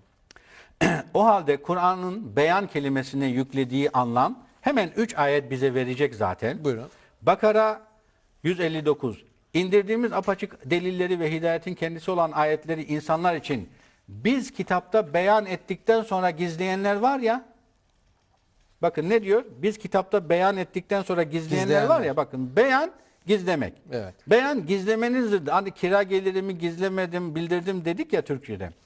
Ali İmran 187. Evet. Allah kitap verilenlerden söz almıştı. Onu mutlaka insanlara beyan edeceksiniz ve gizlemeyeceksiniz. Bakın, gizlemeyin, beyan edin. Evet. Aynı yine.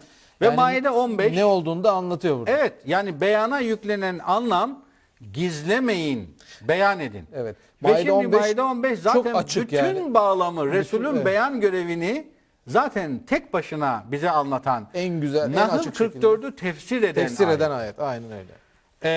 Ya ehlel kitap, ey ehlel kitap. Bu ehlel kitap vurgusunun altını çizelim. Evet. Çünkü orada niçin zikir kelimesi kullanıldığını buradan açıklayacağız Nahl 44'te. Tamam. Kad ca'ekum rasuluna. Resulümüz gelmiştir. Yubeyyinu lekum. Sizin için beyan ediyor. Bakın beyan ediyor. Neyi?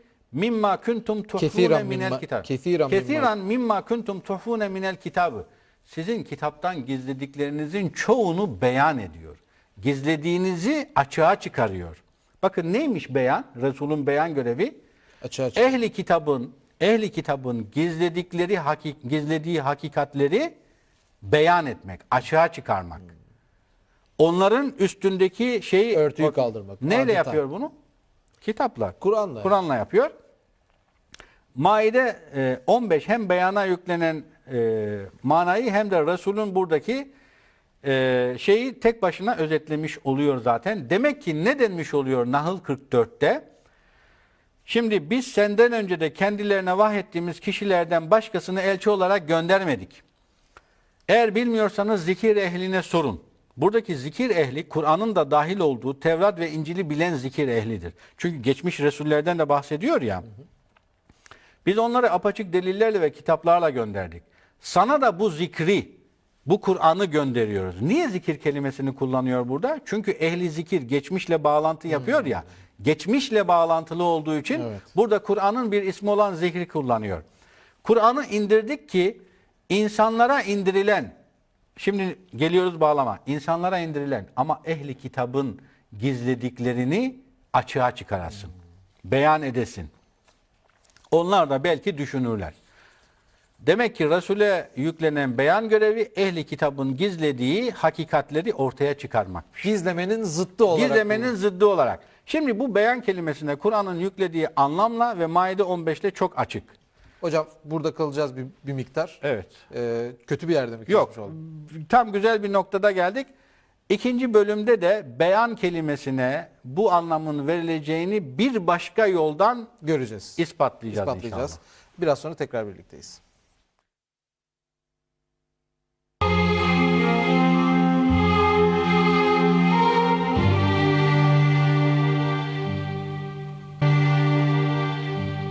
Son dönemeçteyiz sevgili izleyiciler. Daha doğrusu son dönemeci döndük. Son düzlükteyiz. İnşallah yetiştireceğiz diye ümit ediyoruz. Hani yetiştiremezsek belki birazcık uzatabiliriz hocam. Yani çok acele böyle rırt diye geçmeyelim. Yine Tamam. izleyicilerimizin anlamasına izin verelim. Yani bizim anlatabilmemizi sağlayalım inşallah. Sevgili izleyiciler, bu bölümümüzün ayetini de izleyelim ve devam edelim.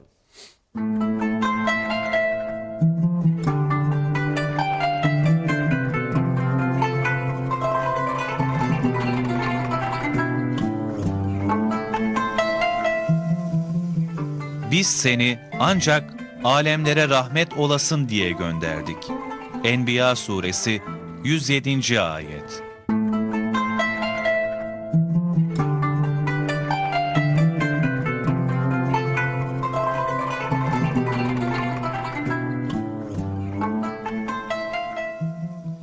Evet, son ayetimizdi bugün. Daha doğrusu bir ayetimiz daha var ama ben onu izleyicilerimize ödev olarak hazırladım. Yani programın sonunda bir sonraki haftaya belki çalışırlar. Üzerinde bize de kendi ulaştıkları neticeyi anlatırlar diye. Enbiya suresinin 107. ayeti. Alemlere rahmet olasın diye gönderdik ayeti. Çok Bu da yanlış anlaşılan bir ayet işte oldu. zaten Şimdi boşuna burada evet, değil hocam. Yani zaten. o zaman madem geldi bununla ilgili bir iki şey söyleyelim. Buyurun. O beyanla ilgili şeye tekrar biraz sonra girmiş olacağız. Tamam. Şimdi hiç şüphesiz ki Resul alemlere rahmet olarak gönderilmiştir. Ama sadece Resulullah yani Muhammed Aleyhisselam mı bu böyledir? Hemen bir başka ayete bakalım. Duhan 1.6.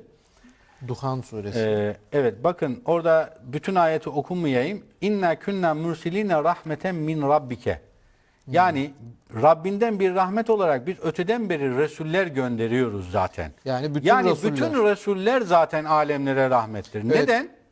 Neden Resuller alemlere rahmettir? Resuller ne getirir? Risalet, yani Allah'ın Risalet ne getirir? ayetleri- Kitap değil mi? Kitap getirir. Peki in huve illa zikrun lil alemin. Rahmeten lil alemin. Huden ve rahmeten, sürekli ayetler Kur'an'ın rahmet olduğunu vurgulamıyor mu onlarca ayet?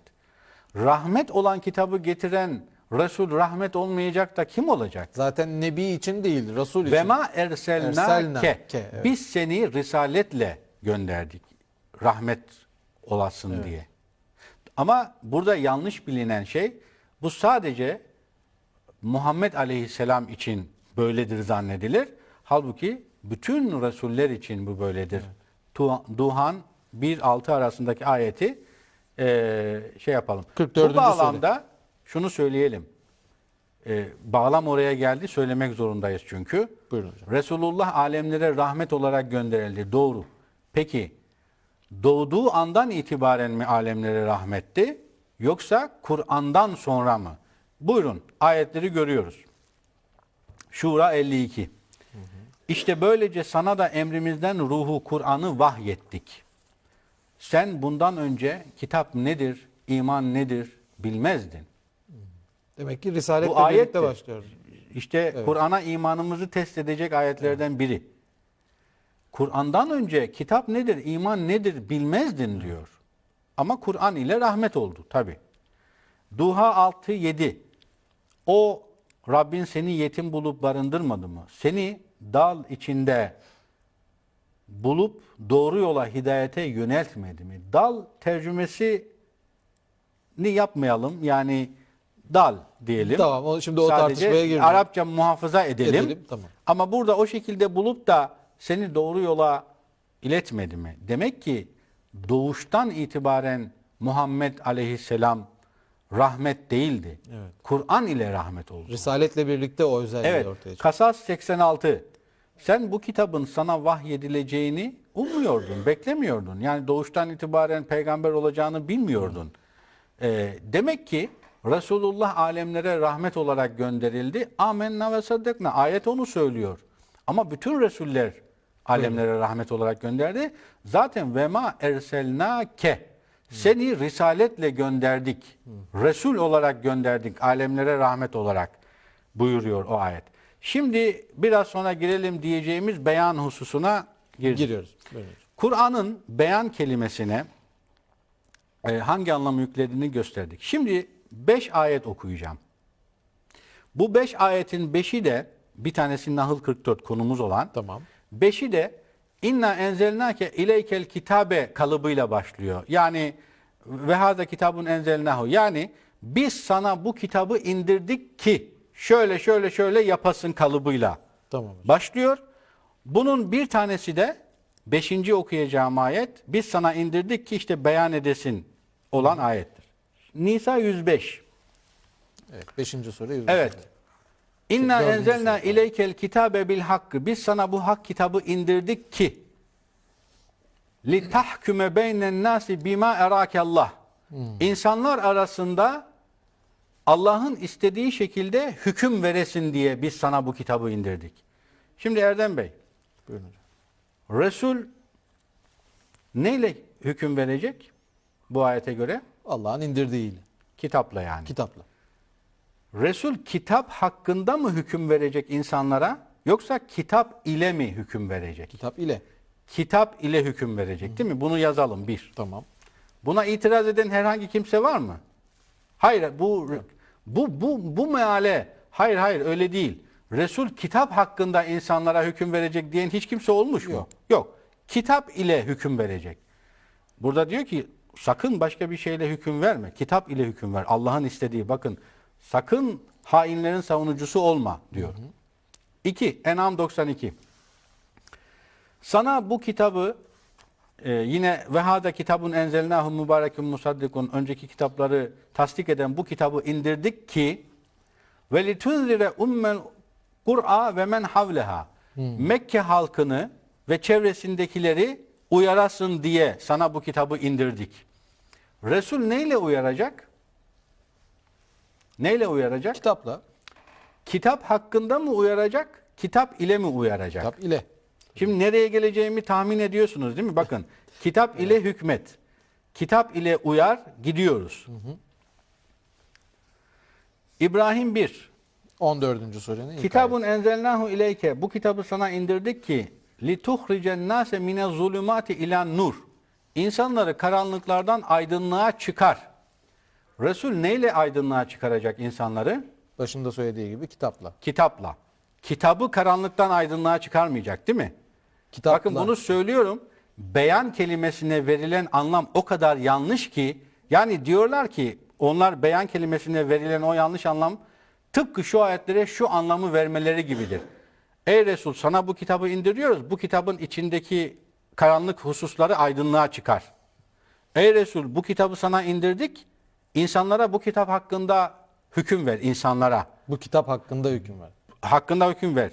İnsanlara bu kitap hakkında uyar demiş kadar yanlış meal veriyorlar. Şimdi geliyoruz Nahl 64. Yine ve ma enzelne aleykel kitabe. Biz sana bu kitabı indirdik ki illa litubeyyine lehumullezî ihtelefu fih. Bakın burada da beyan kelimesi var. Biz sana bu kitabı indirdik ki ihtilafları bu kitapla çöz. Evet. Neyle çözecek bu kitabı? İhtilafları Kitapla. bu kitapla. Kitabın içindeki ihtilafları çözmeyecek, değil Tabii mi? ki. Peki. Şimdi geldik Nahl suresine. 44. ayet. Yani konumuz olan Evet. şeye. Sana bu kitabı indirdik ki insanlara indirileni beyan et. Resul neyle beyan edecek? Kitapla. Tıpkı önceki ayetler gibi, değil mi? Peki, o zaman soralım. Niçin bu hep aynı kalıpta gelen bu ayetlerle ilgili? Ey Resul, kitapla hüküm ver diyoruz. Kitapla ihtilafları çöz diyoruz. Kitapla insanları uyar diyoruz. Kitapla insanları karanlıktan aydınlığa çıkar diyoruz da niçin kitapla beyan et demiyoruz da kitabı beyan et diyoruz. Çok güzel hocam gerçekten. Yani Resul kitabı beyan etmeyecek. Kitapla beyan edecek. Burada Resul'e bildirilen şey, ey Resul, sana bu kitabı indiriyoruz. Sakın başka bir şeyle hüküm verme. Bu kitapla hüküm vereceksin. Sana bu kitabı indiriyoruz. İnsanlar arasındaki ihtilafları başka bir şey değil. Bu kitapla çözeceksin. Sana bu kitabı indiriyoruz. Mekke halkını ve çevresindekileri başka bir şeyle değil, bu kitapla uyaracaksın. Sana bu kitabı indiriyoruz. İnsanları bu kitapla karanlıktan aydınlığa çıkaracaksın. Sana bu kitabı indiriyoruz ki insanlara bu kitapla beyanat vereceksin. Başka bir şeyle değil. Kitapla beyanat vereceksin. Başka bir şeyle değil. Ki ehli kitabın gizlediği hakikatleri ortaya çıkarasın. Dolayısıyla Resul'ün beyan görevi kitabı beyan etmek değil, kitapla beyan etmektir. Resul kitabı beyan etmeyecek. Çünkü kitap zaten beyan edilmiştir. Kitab-ı mübindir. Evet. Kitab-ı mübin olan kitapla, yani zaten apaçık olan kitapla, zaten açıklanmış olan kitapla insanlara daha önce indirilen ama gizlenen hakikatleri ortaya çıkaracak. Zaten gizlemenin zıttı olduğunu da Maide suresinin 15. ayetinden, Bakara 159, Ali İmran 187'den az evvelki bölümümüzde rahatlıkla Evet, görmüştük. dolayısıyla Resul'ün beyan görevi kitapla beyanat verme görevidir. Hocam o zaman beyanı bu şekilde İnşallah anlatabilmişizdir. İnşallah izah etmişizdir. Peki o zaman sırada ne kalıyor? Bu Hikmet. Bunlar hep tebliğin kapsadığı görevler değil mi hocam? Aslında Evet. üst başlık yine tebliğ. Yani dolayısıyla ne oluyor? Şimdi Resul'ün görevi sadece tebliğdir deyince nasıl yani? Bir de beyan görevi var deniyor ya. Evet, beyan görevi var. Ama beyan görevi tebliğ görevinden başka bir şey değil ki. O da tebliğ. Yani Resul'ün beyan görevi Kur'an'ı tebliğ etmektir. Kur'an'ı tebliğ et, Kur'an ayetlerini oku ki insanların ehli kitabın gizlediği hakikatleri ortaya çıkarasın. O zaman hocam hikmeti de bir şey yapalım. Bir de Evet, şimdi tıpkı beyan kelimesine verilen yanlış anlam gibi Resul'ün hikmeti öğrettiğini bildiren ayetlerde de şöyle bir yanlış tasavvur var. Bu ayetleri okuyacağız zaten. Şimdi bir tanesini okuyalım mesela. Bakara 129. Ya Rabbi kendi aralarından bir Resul gönder de onlara, bu İbrahim Aleyhisselam'ın duasıdır biliyorsunuz. Resul gönder de onlara ayetlerini okusun, kendilerine kitabı ve hikmeti öğretsin ve onları arındırsın. Bakara 129. Yine bir başka ayet Bakara 151. Nitekim kendi içinizden size ayetlerimizi okuyan ve sizi kötülüklerden arındıran ve size kitabı ve hikmeti öğreten ve bilmediğiniz şeyleri size öğreten bir Resul gönderdik. Bakara 151'de. Yine bak Ali İmran 164. Andolsun ki Allah kendi işlerinden bir Resul göndermekle müminlere lütufta bulunmuştur ki o onlara ayetlerini okuyor, onları arındırıyor ve onlara kitabı ve hikmeti öğretiyor. Ondan önce onlar apaçık bir sapıklık içindeydiler. Başka Kitabı ve ayetler de hikmeti var. öğretme. Şimdi deniyor ki gördüğünüz üzere burada Resul sadece kitabı öğretmiyor, kitabı ve hikmeti öğretiyor. Ve bağlacıyla ayrıldığı için Arapça mugayeret ilkesi gereğince hikmetin kitaptan ayrı bir şey olması gerekir diyorlar. Evet. Peki nedir bu? Kitap Kur'an'dır, hikmet de işte sünnettir yani hadislerdir diyorlar. Evet. Böyle Yanlış bir yorumla. ve yaygın bir yorum. Evet, yargın bir yorumla. Yani Resul sadece kitabı öğretmiyor, Resul sadece kitabı tebliğ etmiyor. Ayrıca bize hikmeti de öğretiyor. Hikmet de kitabın dışında başka bir şeydir, hadislerdir diyorlar. Şimdi biz de diyoruz ki, hani ne diyelim? Erenler, mübarekler ne diyelim? Bu ayetlerde Resul'ün 5 tane fiilinden bahsediliyor. Evet. 1. Ayetleri okuyor. 2. Kitabı öğretiyor. 3. Hikmeti öğretiyor. 4. Sizi arındırıyor. Bizi yani arındırıyor. 5. Bilmediklerimizi öğretiyor. Siz kitabı Kur'an'la, hikmeti de hadislerle eşleştirdiyseniz soruyoruz size. Diğer üçünü. Resul bizi ne yaparak arındırıyor? Bir şey daha bulmanız lazım. Resul bize ne yapıyor da bize bilmediklerimizi öğretiyor? Bir şey daha bulmanız lazım. Mesela çıkıp şunu söyleyebilirsiniz. Tutarlı olursunuz en azından. Resul bizim rüyalarımıza girerek bize bilmediğimizi öğretiyor deyin. Ya bir şey deyin. Bunu diyorlar hocam. Hayır. Demişler de yani. Desinler. Ama ne yaparak bizi arındırıyor o zaman? Bu ayetlerde Resul'ün 5 fiilinden bahsediliyor. Bu 5 fiilin, hemen biraz yine hızlı geçmek zorundayım. Bu 5 fiilin hepsi ayetleri okumak temel fiiline dayanan ardışık fiillerdir. Hocam ben isterseniz sizin kitabınıza da referans vermek maksadıyla o bölümden bir bölüm okuyabilir Tamam, miyim? buyurun, Çünkü buyurun. orası benim çok ilgimi çekti. Gerçekten çok güzel bir tespit. Az evvel okuduğunuz ayetlerden daha da ayetler var dediniz. Onlardan bir tanesi de Cuma suresinin 2. ayeti. Onu okumamıştınız. Şimdi Bakara 151, Bakara 129, Ali İmran 164 ve Cuma suresinin 2. ayetlerinde sevgili izleyiciler hocamızın da söylediği gibi bu 5 fiilin 5'inden de bahsediliyor. Bakara 151'de ki sıralamayla biz bunları 1, 2, 3, 4, 5 diye sıralarsak yani ayetleri okumak, müminleri arındırmak, kitabı öğretmek, hikmeti öğretmek ve bilmediklerinizi öğretmek. Aynı fiiller Bakara 129'da 1, 3, 4, 2 şeklinde sıralanıyor. Ve yine 5 yok orada. Ali İmran 164'te 1, 2, 3, 4 diye sıralanıyor. Cuma suresinin 2. ayetinde yine 1, 2, 3, 4 şeklinde sıralanıyor. Burada ortak olan şey ne? Fiillerin sıralaması kimi yerde değişiyor ama hiç bir baştan... Yani Resul'ün birinci fiili, temel fiili hiçbir zaman değişmiyor. Nedir o fiil? Ayetleri okumak. Yani Resul'ün Kur'an'ı tebliğ etmesi. Evet. Bu ayet diyor ki bizim Resulümüz size ayetlerimizi okuyor. Yani Kur'an'ı tebliğ ediyor. Kur'an'ı tebliğ edince, ayetlerimizi okuyunca size kitabı öğretmiş oluyor. Kitabı öğretince içindeki hikmeti de öğretmiş oluyor veya kısaca hikmetli kitabı öğretmiş oluyor. Zaten böyle ayetler de var. Evet, okuyacağız. Böylece sizin bilmediğiniz şeyleri size öğretmiş oluyor ve arındırmış oluyor. Yani Resul ayetlerimizi okuyarak size bütün bu şeyleri yapmış oluyor. Bunların tamamı Tıpkı ayetleri okuma şartına bağlı. şartına bağlı. Tekrar söylüyorum.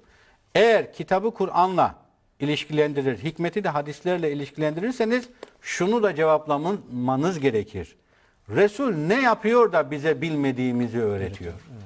Ve Resul ne yapıyor da bizi arındırıyor? Bir şey bulmanız lazım buna. Hiç kimse bir şey bulamaz. Evet.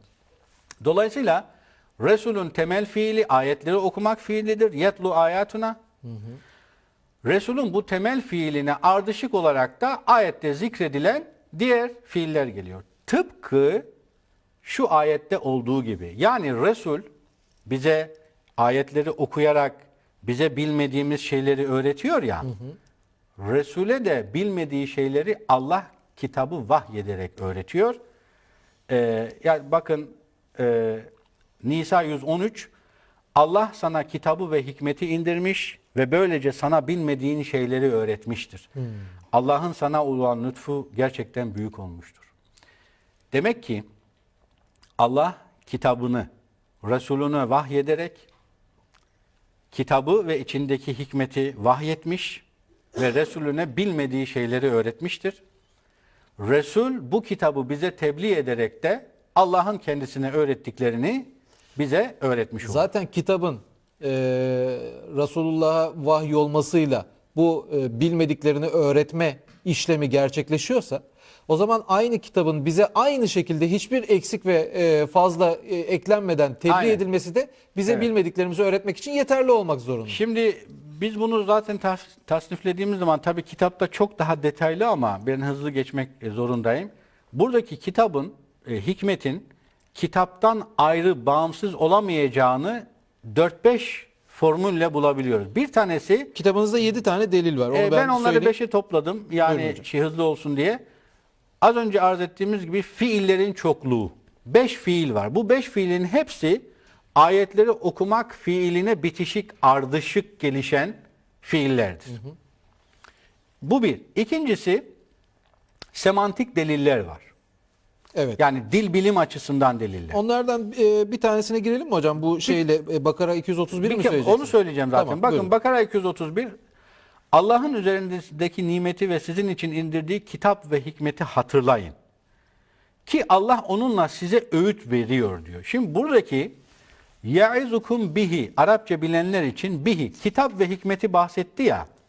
Arapça kuralına göre ve bu kitap ve hikmet iki ayrı şey olsaydı bihima demesi gerekiyordu.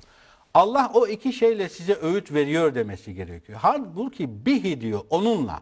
Tek bir şeyden var. Tek bir şey. Yani kitap ve hikmeti tek kabul ediyor. Bu bir. İkincisi, yani başka delil açısından, kitap ve hikmet daima ayetlerde marifelik bildiren elif lam takısıyla geliyor. Belirli. Belirlilik. Bu İngilizce'deki The gibi. anlamında. Bu ne demek?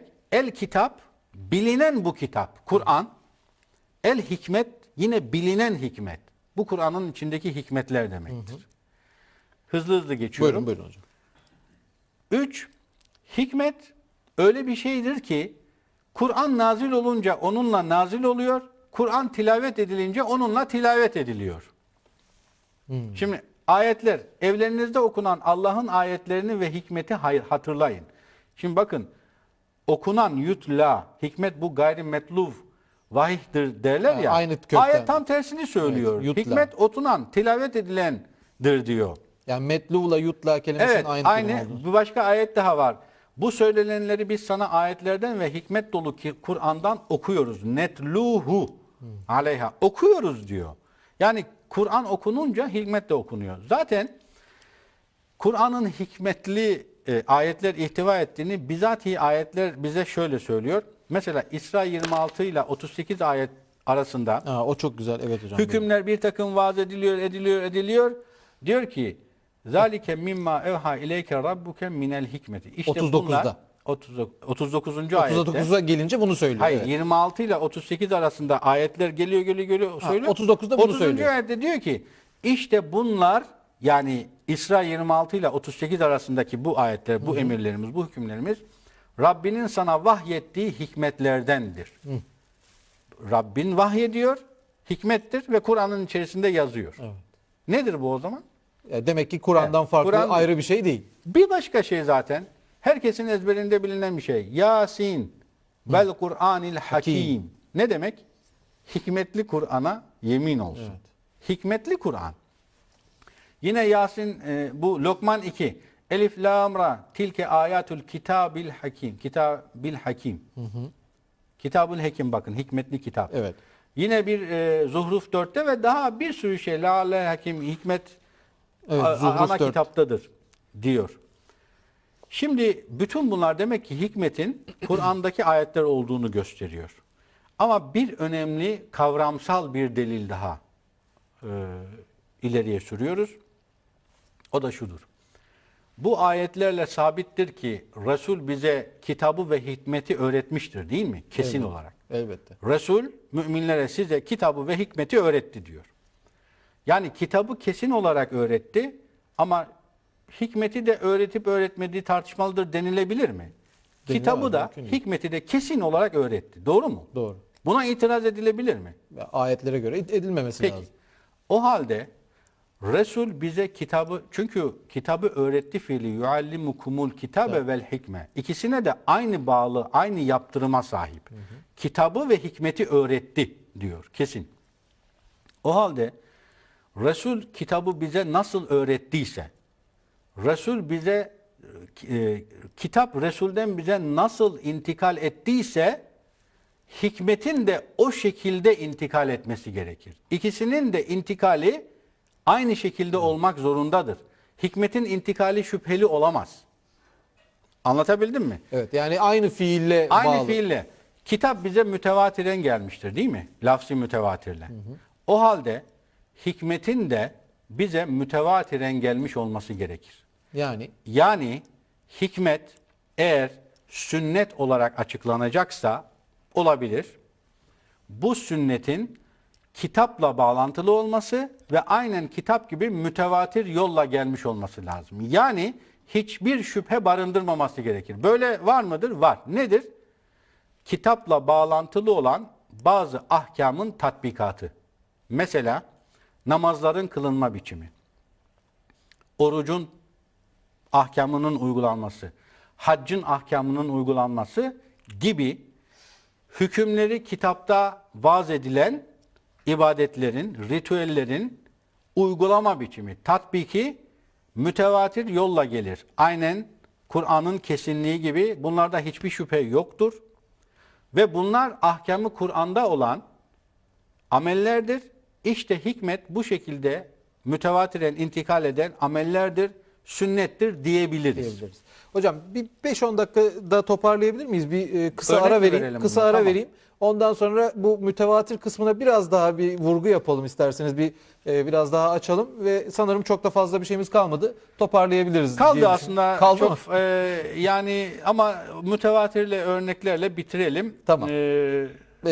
O zaman izleyicilerimizden rica edelim bize bir 10 dakikalarını daha ayırsınlar. Küçük bir ara verelim, daha sonra konuyu toparlayalım sevgili izleyiciler.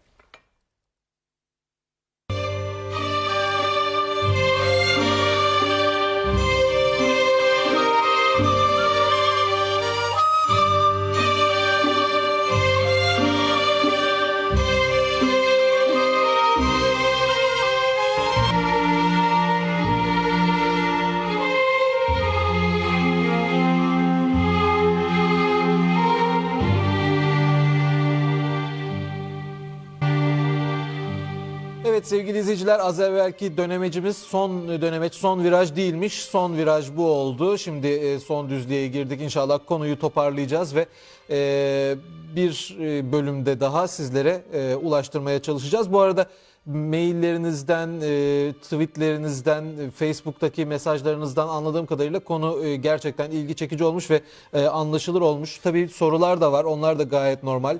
Bundan sonra zaten bu konular üzerine sık sık değineceğiz. Zeki hocamızı başka vesilelerle de inşallah burada konuk edeceğiz. Daha detaylı açıklamalar da alacağız. Zaten siz de kitabını edinip oradan gördüğünüzde çok daha içinize yatan bir şekilde delilleriyle birlikte konuya vakıf olmuş olacaksınız inşallah. Hocam şimdi isterseniz şu mütevatir kelimesini ve mütevatir kavramıyla birlikte o konunun nasıl intikal ettiğini biraz açarak devam edelim. Hay hay. Buyurun. Şimdi siz uyardınız, iyi de yaptınız. Mütevatir kavramını bir tanımlamak lazım. Lazım, O zaman evet. bilmeyenler olabilir. Mütevatir önce kelamcıların aslında kullandığı, daha sonra diğer ilim dallarının, yani fıkıh ve özellikle hadis ilim dalında da kullanılan bir kelime oldu. Şu demektir: tevatüren gelen, mütevatiren gelen, yani bir haber düşünün, o haber yalan üzere ittifak etmesi mümkün olmayan kalabalık bir topluluk tarafından müşahede ediliyor. Pek çok kişinin şahit olduğu Kalabalık şekilde. bir topluluk. Tarif bu kalabalık. Bu kalabalığın ne kadar olduğu konusunda ihtilaf var da onun için söylüyorum.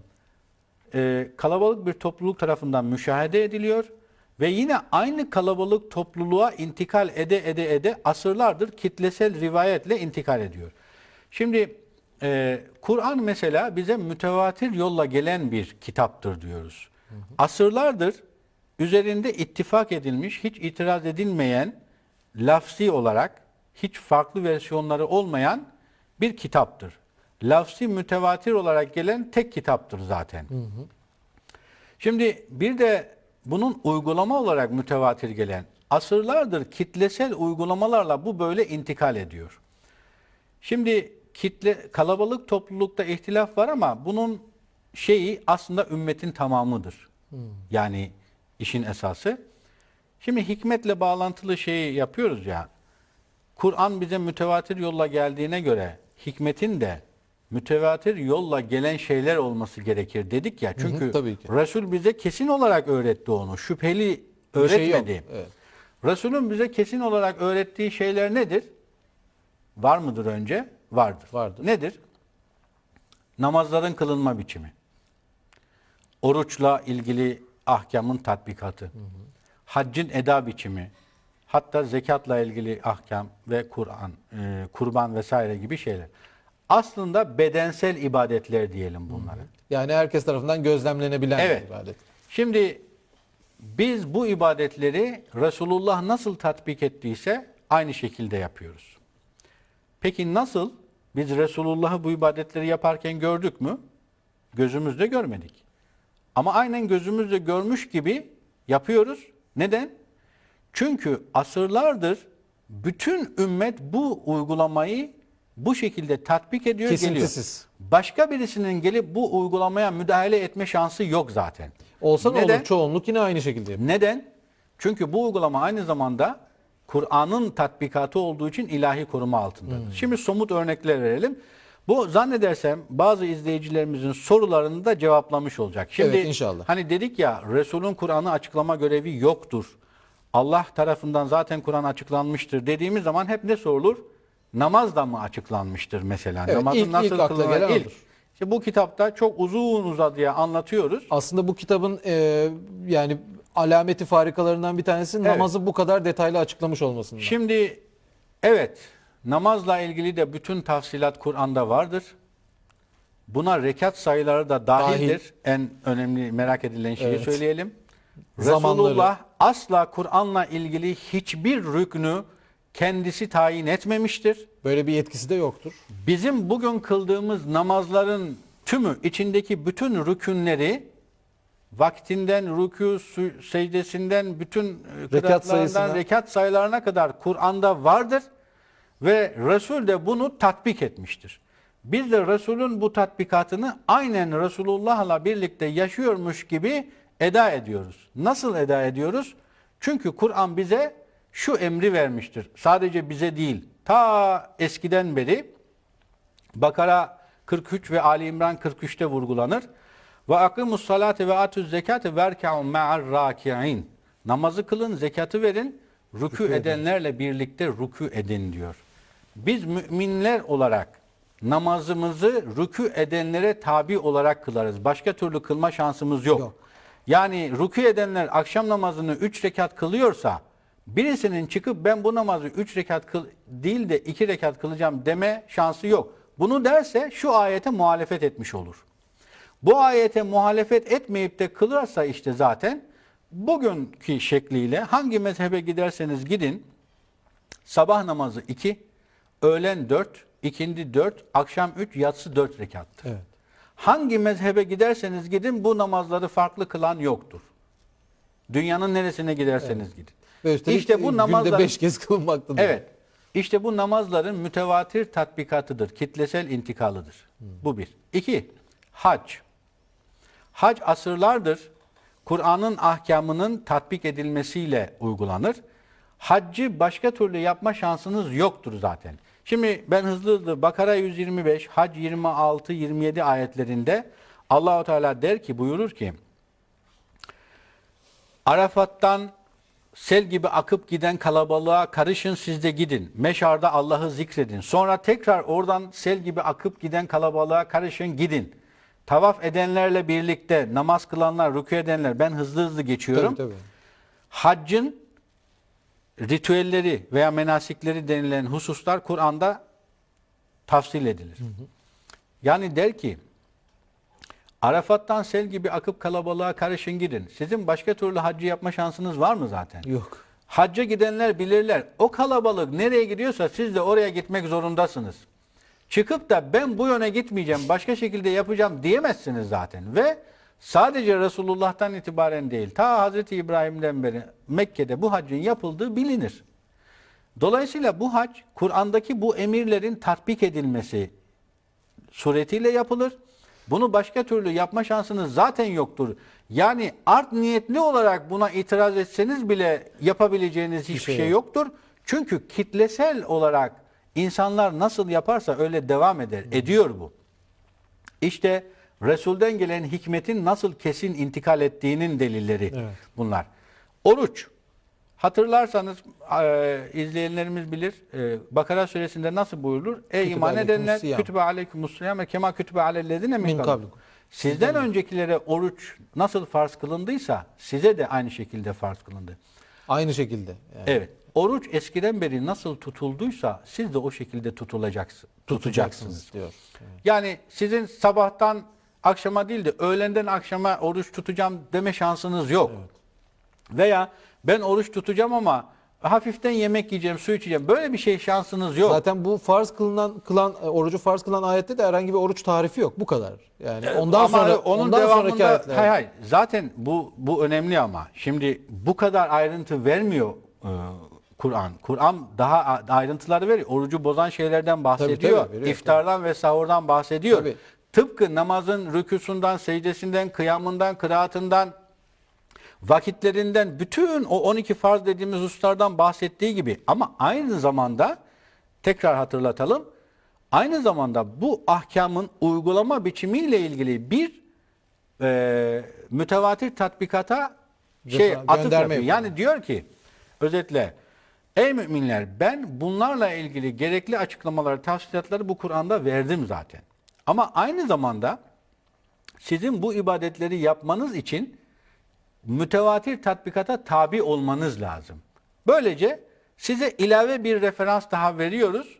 Onunla o şekilde yapın demiş oluyor. Yani nasıl yapıldığını görmek mi istiyorsunuz? Evet. İşte böyle. Yani şimdi Arafat'tan sel gibi akan giden kalabalığa akın diyor ya. Buradan zaten Arafat'a gidilmesi gerektiğini söylemiş oluyor. Tabii. Oradan sel gibi akan kalabalığa kalışıp Müzdelife'ye gidilmesini söylemiş oluyor. Meşarda durun, Allah'ı zikredin diyorsa Müzdelife'de vakfeye durulması gerekeceğini söylemiş oluyor. Orada zikretmek için namaz kılmak gerektiğini, beni anmak için namaz kıl ayetinden anlıyoruz. Bunları zaten söylemiş oluyor. Tavaf edenlerden bahsettiği şeyde tavaf etmek gerektiğini zaten söylemiş oluyor. Ama aynı zamanda bunları o kitlesel tatbikat içerisinde yapmamız gerektiğini, başka türlü de yapma şansımızın olmadığını söylemiş oluyor. Şimdi neyi örnek verdik? Namazı verdik, orucu verdik, haccı verdik. Bir önemli ayrıntı da zekatı verelim. Buyurun. Şimdi biliyorsunuz zekatın kimlere verileceği Tevbe 60 ayetinde 8 sınıf sıralanıyor. 61 galiba. 60 ayetin 61 olabilir. Bir bakayım. Ve zekatla ilgili çok sayısız ayetler var malumunuz. Fakat hani 40'ta bir nisap miktarı maddi nakit varlıklarda olarak uygulanır ya. Evet. Bu Kur'an'da zikredilmez biliyorsunuz. Şimdi birincisi, şimdi bazı kardeşlerimiz derler ki madem Kur'an'da her türlü detay var. 60'mış doğru hocam. Evet 60. Madem Kur'an'da her türlü detay var, zekatın 40'ta bir olduğunu da Kur'an'da gösterin derler. Şimdi birincisi burada şöyle bir şey yapalım. Eğer Kur'an'da 40'ta bir diye kesin bir hüküm yoksa demek ki bu zaten kesin bir hüküm değil demektir. Bu bir. Bunu kabul etmemiz lazım. İkincisi, zekatla ilgili şöyle bir husus var. Böyle bir nisap yok ama ilkeler var. Nedir o? Furkan suresinde, bakın Furkan 67. Onlar, yani Rahman'ın has kulları, infak ederken ne savurganlık yaparlar ne de cimrilik yaparlar. Bu ikisinin arasında dengeli bir yol, kıvam tuttururlar. Yani infakta da savurganlık olabiliyor anlamında. Evet. Şimdi ne diyor? Demek ki infak ederken ne çok cimri davranın ne de çok ellerinizi açın. Bu ikisinin arasında bir yol tutturun demiş. Diyor değil mi? Şimdi müminlere de zekat vermeyi emrediyor mu? Emrediyor. Kime verileceğini söylüyor mu? Söylüyor. Dönüyor. Tevbe 103'te de onların mallarından sadaka al, zekat al emri veriyor Resulullah'a, Nebi'ye. Yani ulul emirlere de zekat alma yetkisi vermiş oluyor. Dolayısıyla buradan ulul emirlere zekat nisabını belirleme yetkisi tanınmış oluyor bu ayete dayanarak. Zaten böyle olduğu için, şimdi bu konuda eksik bilinen hususla ilgili birkaç açıklama yapmak istiyorum. Buyurun hocam. 40'ta bir mutlak değişmez bir kural değildir. Bu belki de en düşük rakamdır. Değişebilir. Zaten değiştiği için sahih rivayetlerden bahsediyorum. Mesela Resulullah Nebi, ulul emir olarak, tabi o konuya giremedik. Resul Nebi dışında bir de ulul emir Muhammed var. Ulul emrin Türkçesini söyleyelim hocam. Ulul emir Türkçesini demeyelim de Kur'an'ın yüklediği anlamı söyleyelim. Tamam, onu söyleyelim. Çünkü aslında ümera ve ulema, yani hem emirler, devlet başkanları, Yöneticiler, evet. ama Kur'an aslında daha çok Kur'an'dan hüküm istinbat edebilecek yönetici. alimler olarak sanki. Ama bir idari görev. İdari görev de var. Her ikisi anlamına da gelebilir. Şimdi bunun sabit olmadığını nereden anlıyoruz? Bakın, Resulullah ilk dönemlerde atlardan zekat almıştır mesela. Ama sonraları almamıştır. Hazreti Ömer kendi döneminde atlardan tekrar zekat almaya başlamıştır. Bakın. Resulullah Sebe halkından pamuğun zekatı olarak her yıl 70 takım kumaş alıyormuş. Bu uygulama Hazreti Ebubekir'in vefatına kadar devam etmiş. Ancak daha sonra onlara da herkese uygulanan zekat nisabı tatbik edilmeye başlanmıştır. Yani ulul emir olarak Resulullah'ın Nebi, ulul emir Muhammed olarak uygulamalarında Hazreti Ebubekir ve Hazreti Ömer döneminde artma ve eksilme yönünde değişiklikler yapılmış. Ulul emre bu yetkiyi veriyor ya Kur'an. Mesela sığırların zekatı bugün fıkıh kitaplarında bir şeymiş gibi 30'da 1 olarak belirtilir. Ama bazen 10'da 1 kullanılmış, hatta bazen 5'te 1 uygulanmıştır. Bunların kaynaklarını da vermemiz lazım. Ama bu nereden aldık bu kaynakları? Mesela Ebu Davud'un zekat bölümünde 1574 numaralı hadis, Kütüb-ü Sitte'nin 2042 numaralı hadisi, Beyhaki'nin Süneninde ve Musannef'inde bununla ilgili detaylar yine var. Ve bu konuda Yusuf el-Karadavi'nin zekatla ilgili bir kitabı var. Onu önerebilirim. Yani Yusuf el-Karadavi'nin bu şeylerden ben istifade ettim. Neticede şöyle diyor. Eğer bu şekilde değerlendirmezsek diyor, biz zekatla ilgili rivayetleri asla uzlaştıramıyoruz diyor. Çok çelişkili şeyler var. Yani bir 10'da 1 alınmış, bir 30'da 1 alınmış, bir 5'te 1 alınmış. Bunların nasıl, demek ki değişmiş diyor bu şeyler. Ekonomik değerlerin kaybedilmesine göre. Ve nitekim koyun ve develer için de aynı değişkenliğin var olduğunu görüyoruz. Resulullah'ın döneminde, Hazreti Ömer'in ve Hazreti Ebubekir'in döneminde. Ya bunlar zaten dönem dönem değerleri değerlenmiş ve şeyler. nitekim Hazreti Ali'den gelen zekat talimatları ile Hazreti Ebubekir ve Hazreti Ömer'den gelen zekat talimatlarında da farklılıklar görülüyor. Sabit husus yok. Bunlardan bir tanesi, en önemlisi de mesela Hazreti Ömer'in Talip kabilesine 40'da 1 değil 20'de 1 zekat tatbik ettiği zengin bir kabileymiş. Rivayetleri var. Eğer bütün bu rivayetler doğru ise, bu rivayetlerin doğru olduğunu kabul etmemiz lazım. Neden? Çünkü bunlar Kur'an'ın zekat nisabının sabit olmadığını zaten biz görüyoruz. O uygulamadır. Yani senetlerinin çok fazla tetkik edilmesine de gerek yok. Ama bütün şeylerle ilgili Kur'an'a aykırılık tespit edilirse senedi sağlam olsa bile reddedilmelidir. Elbette, ona şüphe yok. Dolayısıyla Kur'an zekat konusunda da 40'ta 1 nisabını sabit olarak vermiyor. Belki bu minimum rakam olarak kabul edilebilir. Ulul emirler bunu daha fazla da uygulayabilirler.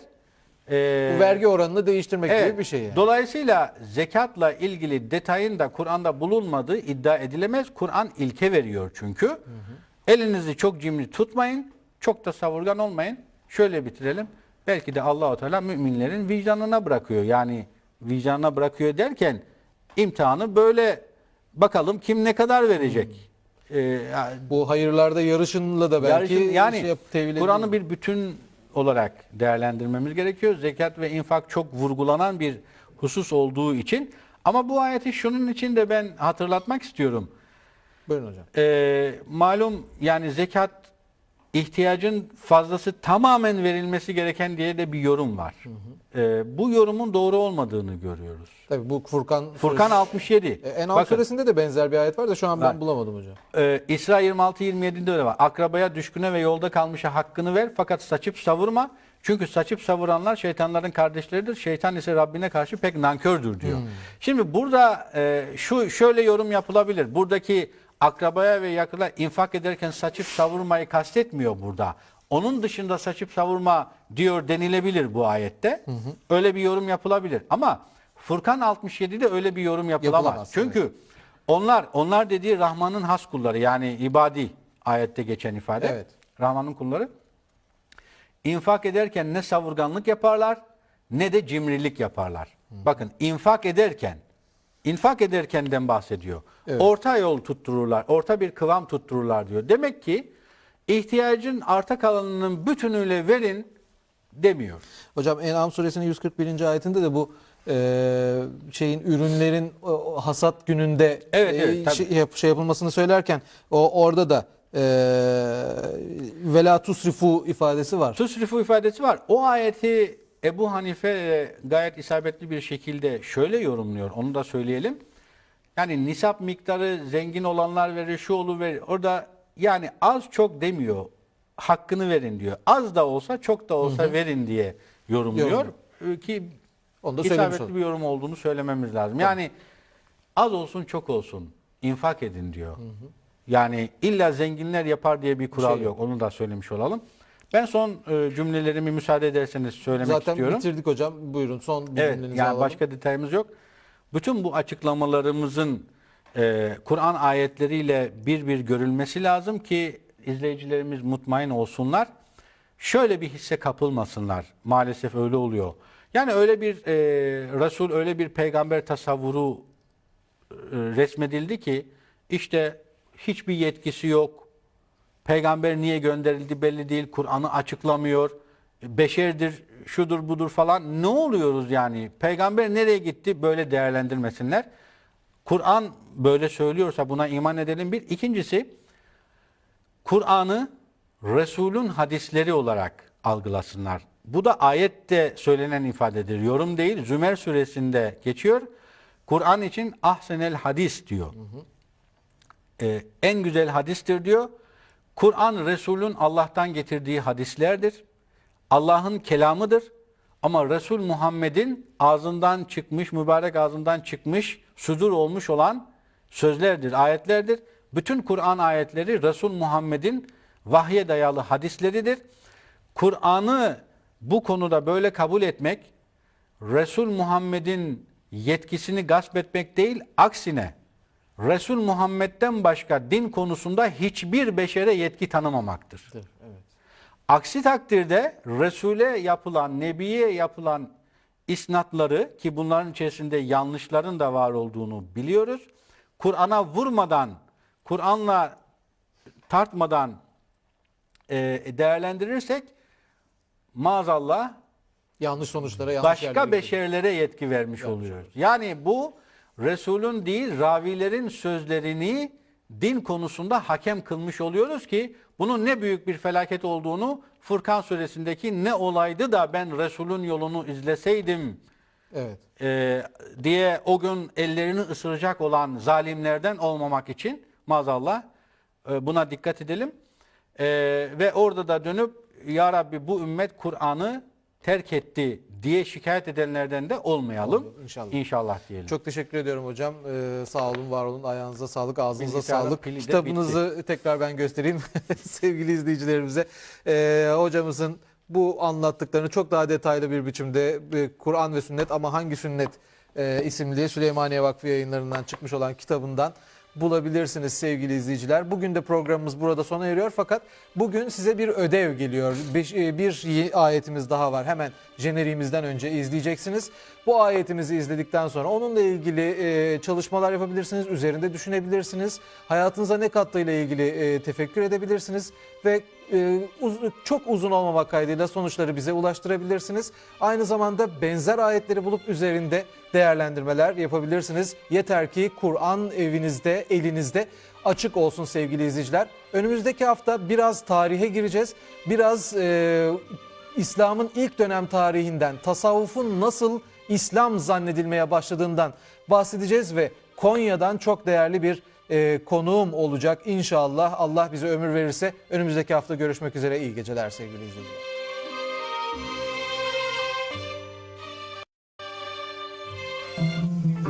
De ki, ben de tıpkı sizin gibi insanım. Bana ilahınızın tek bir ilah olduğu vahyediliyor. Kim Rabbine kavuşmayı umuyorsa iyi iş yapsın ve Rabbine kullukta hiç kimseyi ortak koşmasın. Kehf suresi 110. ayet.